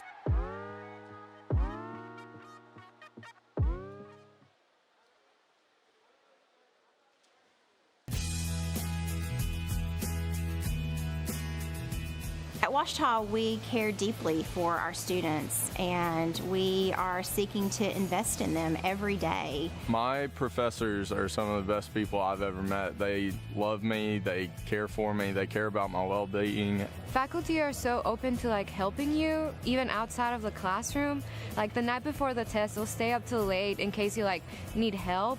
And they're really open about that, just really helping you understand everything. The faculty has challenged me in a way that I feel equipped for whatever comes my way outside of Ouachita. The faculty and staff really pour into me every day in class, but also out of class. They're really invested in my future. We develop relationships, and we really seek to pour into the whole person.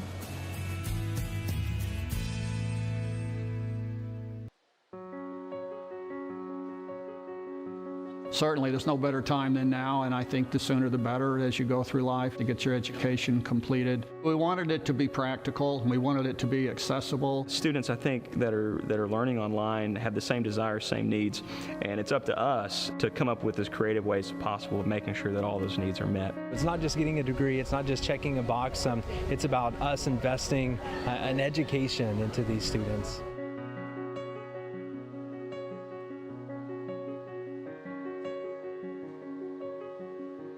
Getting directions to Ouachita Baptist University.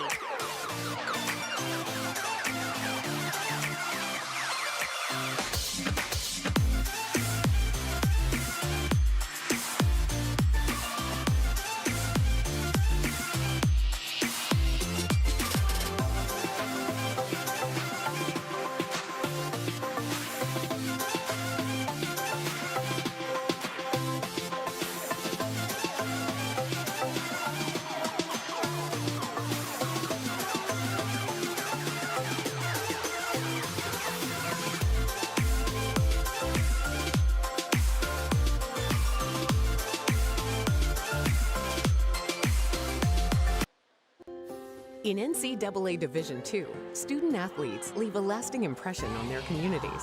That's because Division II student athletes want to make a difference and truly be part of their surrounding communities. Through community engagement, thousands of student athletes from various backgrounds interact with community members who view them as role models. This interaction leaves a positive and perhaps even life-changing impression on all those involved. In Division II, we rise to the opportunity and make community engagement ours.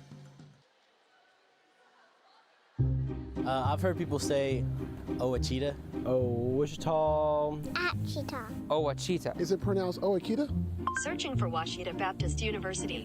Back in Texas, everybody pronounces it Wichita, but really, it's Ouachita. Ouachita. Ouachita. How would you pronounce it? Ouachita. Ouachita. It's Ouachita Baptist University. Get it right. It's Ouachita, people. It's Ouachita. Ouachita.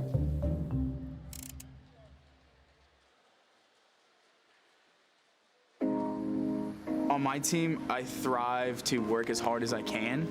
I mean, whatever you do on the field, there's a positive correlation to whatever else you do, be it personal relationships, homework, the way you carry yourself. I've changed since I got to King University. It's really helped me to develop as a leader. I think it's honestly the best thing that's ever happened.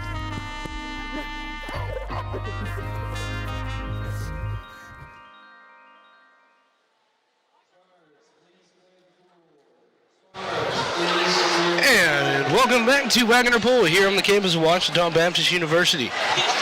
Final 4 events, and hopefully we will be able to get the final scores here shortly after that. Like I said, not sure the diving scores, so that'll have to wait to get those. We might have another interview coming up with Keith Mathis, one of the other seniors. We'll have to wait and see if he comes up. But we'll be starting off with the women's 200-yard breaststroke. And this time it will be Hannah Hickman for Ouachita in lane 1. Tori Williams for Ouachita in lane 2. Lane 3 is Pearl Heimlich for Henderson, then Lilia Clark for Ouachita. Jessica Bonfelt for Henderson in 5. Ariana Rizzo in lane 6 for Ouachita. Maya Robles for Henderson in lane 7. And for Ouachita is Jocelyn Hayes in lane 8. So a full pull here for the 200-yard women's breaststroke. We heard Jill Parsons earlier talk about staying underwater, and in lane 5 and 6, or lane 4 and 5, they say they're the longest.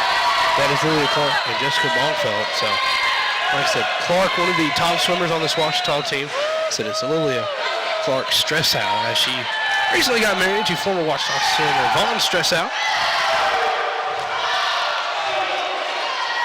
Said she has a slight lead for first place. Fairly close throughout the rest of it. Actually, it looks like lane 5 with a about 0.3 seconds advantage over Clark. That is Bonfelt at 5. Bonfelt coming in with, didn't have the fastest seed time. Clark actually has the fastest seed time of 2:25.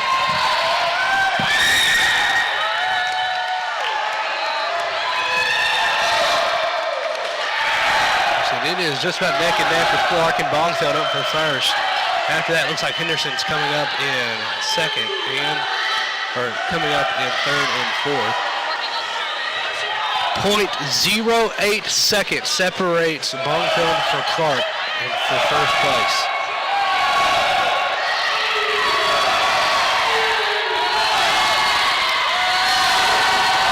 So Clark should have to really back down this last stretch. I think we're on one of the last. So we're not quite on the last stretch yet. We're on the second to last 50 yards, I believe. Hopefully Clark is saving the energy here. So lane 6 and second, that's Ouachita and Ariana Rizzo.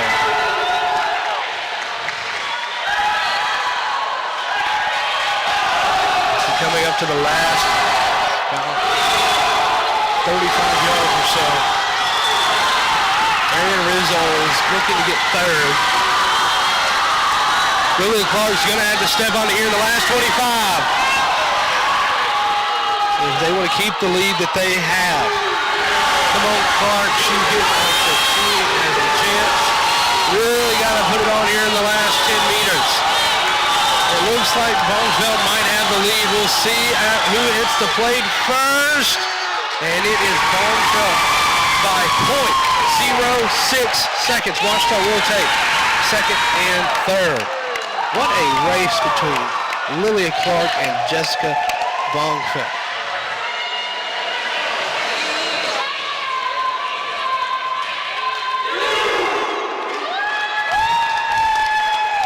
So the way, like I said, Bonfelt took first, Clark second, Ariana Rizzo in third, Pearl Heimlich in fourth, Maya Robles in fifth,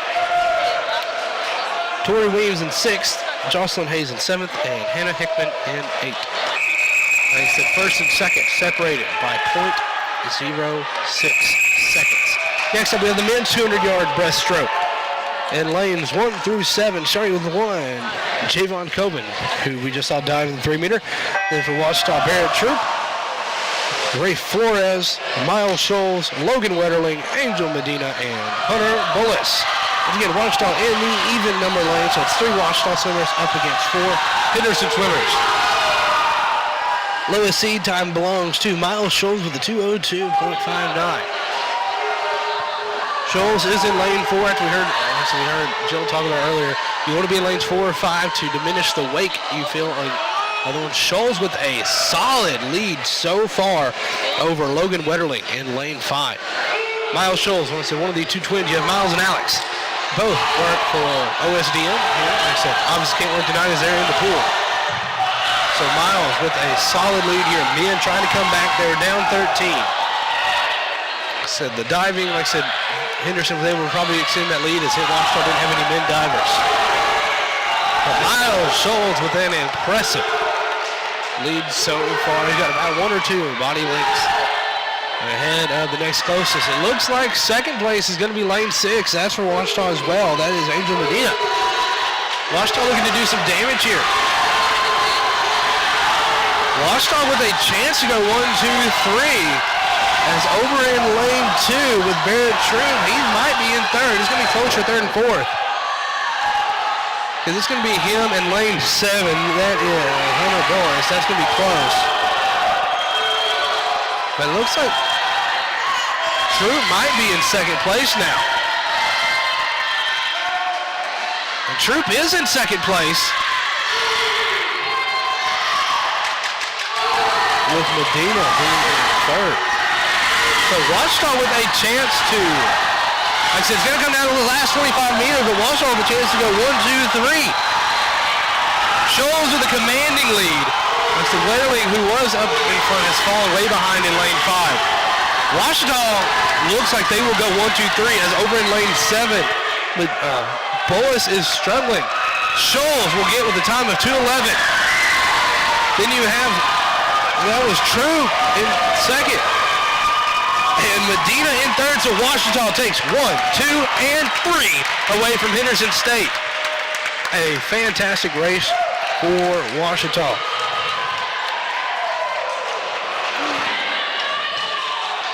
A fantastic race. Like I said, Miles Shoals in first.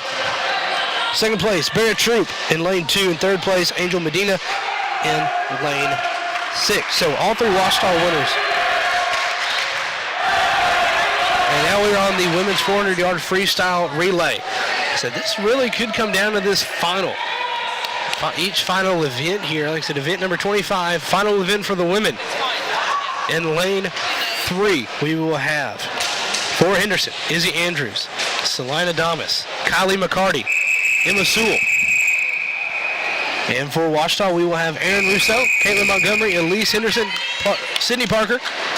For Henderson in lane 5, Emily Chin, M. Castor, Amy Miller, and Kiara Pazvai. And for Ouachita in lane 6, Jade Ashley, Mary O'Sullivan, Lydia Medigovic, and Tori Weems. And I'm currently now joined, or about to be joined, by Keith Mathis here, one of the Ouachita seniors. So I had to get the headset set around here for the final 2 events. So thank you for joining us, Keith. Yeah, I'm glad to be here. Like I said, your last home meet here at Ouachita. So, like I said, we've talked to a few of the other seniors tonight. I haven't got to interview everybody. But so one of the main questions has been what's been, like I said, one of your most favorite memories the past 4 years?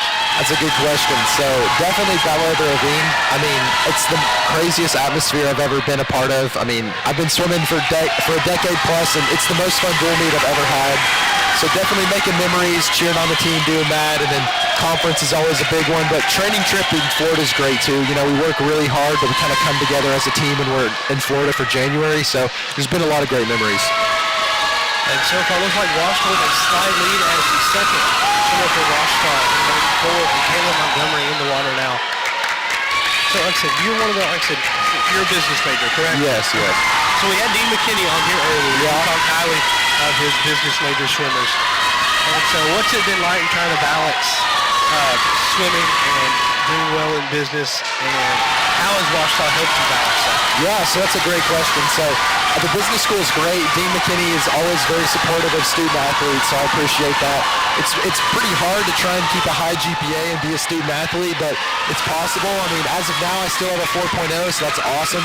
But yeah, so I'm a finance major, so Chris Bruni and Dean McKinney, they're really supportive, and I mean, I can send them a text if I'm stuck on homework and stuff like that, so that's just something you only get at OBU, and I really appreciate that. And you talked about your GPA. I know that the swim teams here have a history of having some of the highest among the sports. Yes. I know last year, I think y'all were one of the top in Division II across the country. Yes. And so I really think that this more speaks to how Ouachita can kind of pour into athletes and not think of you as just an athlete, but they're really part of that student aspect. Yes. So is that part of the key, your relationship there, is that part of what's made you, kind of stay here the past few years? I definitely think it has. I went to public high school, so I kind of wanted a Christian college, but how great the business school is definitely is what has kept me here also along the team. They just kind of push you to be your best, and they give you the tools you need to be your best, so it's great. Now, I will interrupt you for this last 25 meters. I think we're on the last bit here. Looks like Ouachita's going to try to get the win. In the water is Sydney Parker. Oh, actually, I had it backwards. It was Freestyle. I have it with the Medley in my mind. Yeah, one more 100. We're good. Thank you. I had that one backwards. Anyway, so back to it. Like I said, so what's it been like? So you kind of watched this team grow from only having 40 to 50 to about to have 60. I know. So how does the future look for the swim team here? The future is really bright. I actually have a kid from my high school who committed to come to OBU, and he's a top swimmer in the state of Texas, so that's just one example. Our team's grown so much, and it's awesome, and I think we're just going to keep getting faster and keep getting better grades, so I think the future looks really bright for the OBU swim team. It looks like now I believe we're in the last. And it looks like Henderson has taken the lead here, and Kiara Pazvai. I don't know if Sydney Parker's going to be able to make the catch. And it looks like Henderson will take the final of this first place. Followed by Ouachita taking second. And it looks like Henderson will take third over in lane 3. So for women, I think it's going to come down to the wire here. So y'all are close to both of them. I don't know how the diving aspect factors in. Y'all were within 13. They were up by 7. So it's really going to come down to this last event here, and then this last men's event for sure. Like I said, we're coming up to the final event. Like I said, the men's 400-yard freestyle relay. For Henderson in lane 3, you have Tate Sloan, Tim Morrow, Louis Del Toro, Jason Siner.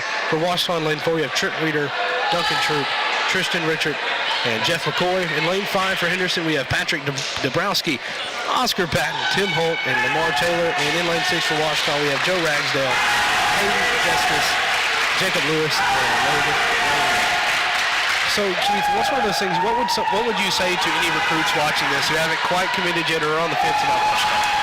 Yeah, so I would say go for it if you love the sport of swimming. You know, being a student athlete in college is definitely different than high school. If you don't love the sport, you're not going to stick with it. So you got to have that passion in you. But the coaches do a great job here. Just like I said, the schools do a great job at helping you be your best student. So if you're on the fence and you love swimming, I say go for it. You know, you won't regret it. You can always try it out for a year. And I'm really glad that I pursued being a student athlete. And so what's one of the things that sets Ouachita apart from other schools they might be looking at? See, that's a good question. I think part of it is the size of the school. You know, my classrooms are 20, 30 people, and so my class size is small, and I think that really helps because I ask questions in class, right? So, I mean, if you go to a big university, you're going to have hundreds of people. So I think that's one way that really helps set Ouachita apart. And then, like I said, the faith aspect's big to me, too. So I know we're getting near the end. I'm probably going to let you go down and celebrate. So any last thing you want to say before we let you go? I think that summed it up. You know, I appreciate all the fans being out here and everyone supporting us. You know, we got one more meet left at conference, and that's the big one. So I think our team's going to do really good. So I appreciate everyone tuning in. Well, thank you for joining us. Thank you. I'll let you get down with the team. Sounds good. Thank you, Keith. Once again, that was Keith Mathis, senior here for Ouachita. Like I said, we are in the final event here. It's going to come down to this. Like I said, the women, they're going to have it tough trying to get that win. Like I said, after losing the final event there, but they'll have a chance to be ahead as we're in the second leg now of the men's 400 freestyle relay. Henderson with a slight lead in lane 5. That is Oscar Patton there, but it's closely followed by Duncan Troop for Ouachita in lane 4.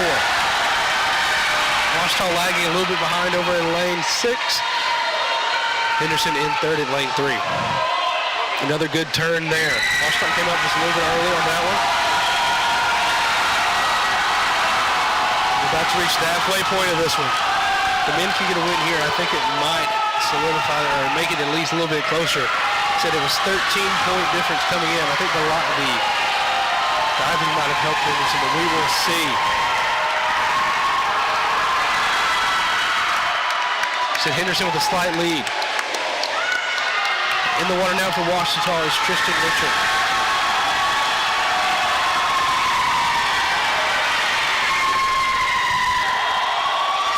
Richard trying to gain on. It looks like Henderson over in lane 3 is going to get a little bit help as well. So getting ready to jump in for the teams. For Henderson in lane 5, it's going to be the last one. That is Lamar Taylor. For Ouachita is going to be Jeff McCoy. McCoy has won the 2 distance events for Ouachita. So it came 1-1 and came in second for the other. We'll see what he does here in the sprinting aspect as Lamar Taylor in the water first. McCoy in next. We'll see. He's going to have a lot, so he's got a lot of ground to catch up. He's got about a length and a half behind Taylor.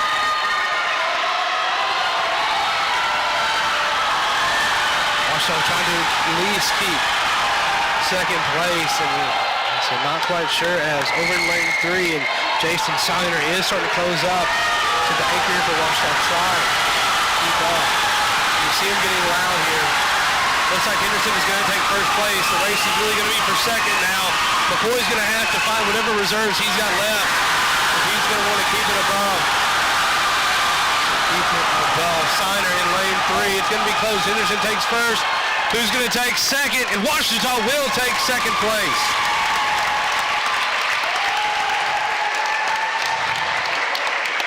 And Ouachita will take second and fourth place as fourth comes in here. First place goes to the group Patrick Dabrowski, Oscar Patton, Tim Holt, and Lamar Taylor. Second place for Ouachita. Trent Reeder, Duncan Troop, Tristan Richard, Jeff McCoy. Third place for Henderson, Tate Sloan, Tim Morrow, Luis Guerrero Del Toro, and Jason Siner. And in fourth place for Ouachita, Joe Ragsdale, Hayden Justice, Jacob Lewis, and Logan Langley. We will hopefully have the final scores here as soon as possible, so we're not going to end the stream just yet. It's going to be tight. I'm not sure who's going to get the win here. I think that on the men's side, I think Henderson's men might have gone just enough to kind of edge out Ouachita there in the last one, as they did get. Granted, Miles Scholes did come back and get that win. The sweep for Ouachita in the 200-yard breaststroke might be the game changer here. I don't know about Henderson getting 1 and 3 in the 400 freestyle. We'll see how that factors in. For the women, is also going to be close. These last ones, like I said, Ouachita was able to get second and third in the 200-yard, and they were able to get second and fourth in the 400-yard freestyle. So we'll see. It's going to be close, and we'll see how the diving factored in as well. Said Ouachita only had one women diver, and Henderson didn't have any, so that's going to help. Should help Ouachita a little bit. For the men's side, like I said, Henderson was the only one who competed, so we'll get the final score here as soon as possible.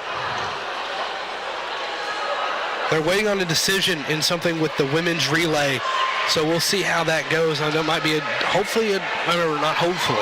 but it might be a disqualification decision, see kind of that kind of thing, or if timing's different from what the pad says.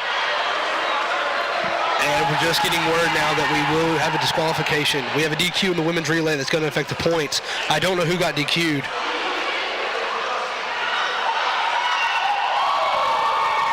If a Henderson player got DQ'd, that's going to be huge to help Ouachita out. So we'll see here momentarily as soon as possible. So we've got Chris Babb, our director, over there with Dawson Pritchard now going over the numbers. He's going to text us that as soon as possible. We can get you all the scores here. So I know those of you who are still watching, like I said, coming up on the end here. It's going to be close. Like I said, it has been. The biggest score difference was 13 points after 20 events. Said the men were down by 13, the women up by 7. Like I said, the women on a several match win streak, the men on a losing streak, trying to break that here. It's going to come close. They have a chance here at the end, but we will see as soon as possible. But it has been a fantastic match. Like I said, it was going to be closed down to the wire, and that's exactly what it is. Like I said, it's going to come on down to this final DQ to kind of affect the points. But a great night for the seniors. Like I said, the seniors of Rachel Cinceno, Hannah Hickman, Keith Mathis, Lilia Clark, Sydney Parker, Lucian Majeski, Nolan Griffiths, and Jack Connor. The disqualification has not been announced yet, according to Chris Babb, so we will be waiting on that one. Like I said, a great send-off for these seniors. Like I said, their final home swim meet of their careers. Next up will be conference for those guys over in Jackson, Mississippi, February 16th through the 19th, I believe is what they said, and that's going to be at Delta State. I'll see these guys making some waves over in conference. And he said we'll see. Like I said, waiting on the text message. So trying to tally up the scores. It's just been a fantastic meet so far. It's always in the past two ones we've done. Like I said, this is year 3 of us doing this. I'm glad that I've been able to get this. This will be my final swim meet as well. So kind of senior night for me too. I've had a bunch of those. Said with volleyball and said last football game to call, and this will be my last swim meet to call here at Ouachita, wearing the purple and white. They even got the shoes on to prove it. And I said, hopefully, like I said, we have official scores. Women's. Henderson State with 112 and Ouachita with 118. Women win by 6 points.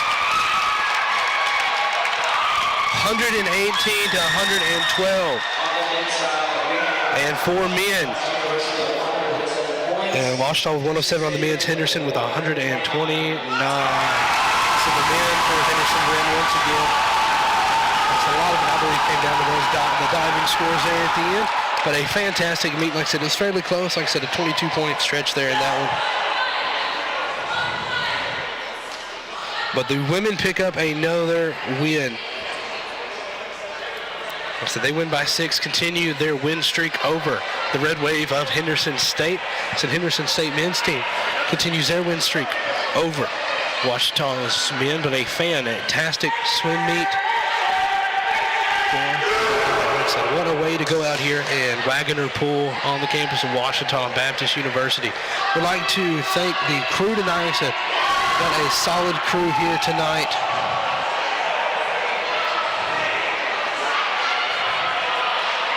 The Knights crew back in the, I was going to say the trailer, but not in the trailer. It's the production room. We've got Wyatt Ashlock directing, Bailey Redden on graphics, and then running cameras. We've had James Jolly, Priscilla Leverett, and Jill Parsons. Jill Parsons, you also heard come over here and got on the broadcast with me for a little bit. So you see the teams kind of celebrating there, huddled up. Like I said, getting the final home meet here. Like I said, getting it wrapped up. Like I said, Chris Babb, our OSDN director. Like I said, another shout out to the seniors of Rachel Cinsano, Hannah Hickman, Keith Mathis, Lilia Clark, Sydney Parker, Elysian Majeski, and Nolan Gerfers, and Jack Connor. Also shout out to, once again, to Rachel Cinsano and Hannah Hickman being part of OSDN, as well as Alex and Miles Scholes, also parts of the Ouachita Sports Digital Network. You see the trainer there, Bostic, talking to his team. Like I said, a fantastic night. You see them zooming in. I saw them zoom in on Bab about a minute ago, but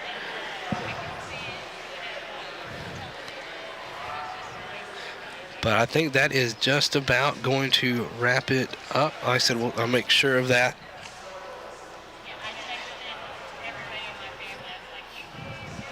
Said once again, final score for the women's.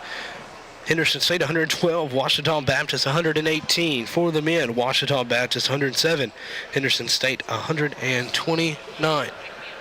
And like I said, that's final score. Women win, Ouachita women win, and the Henderson State men win. And that will do it. Once again, shout out to our crew. They've done a great job. Like I said, the crew, Wyatt Ashlock, Bailey Redden, James Jolly, Priscilla Leverett, Jill Parsons, and me, Matthew Branch. Like I said, big part of the Ouachita Sports Digital Network. Glad we could bring swim.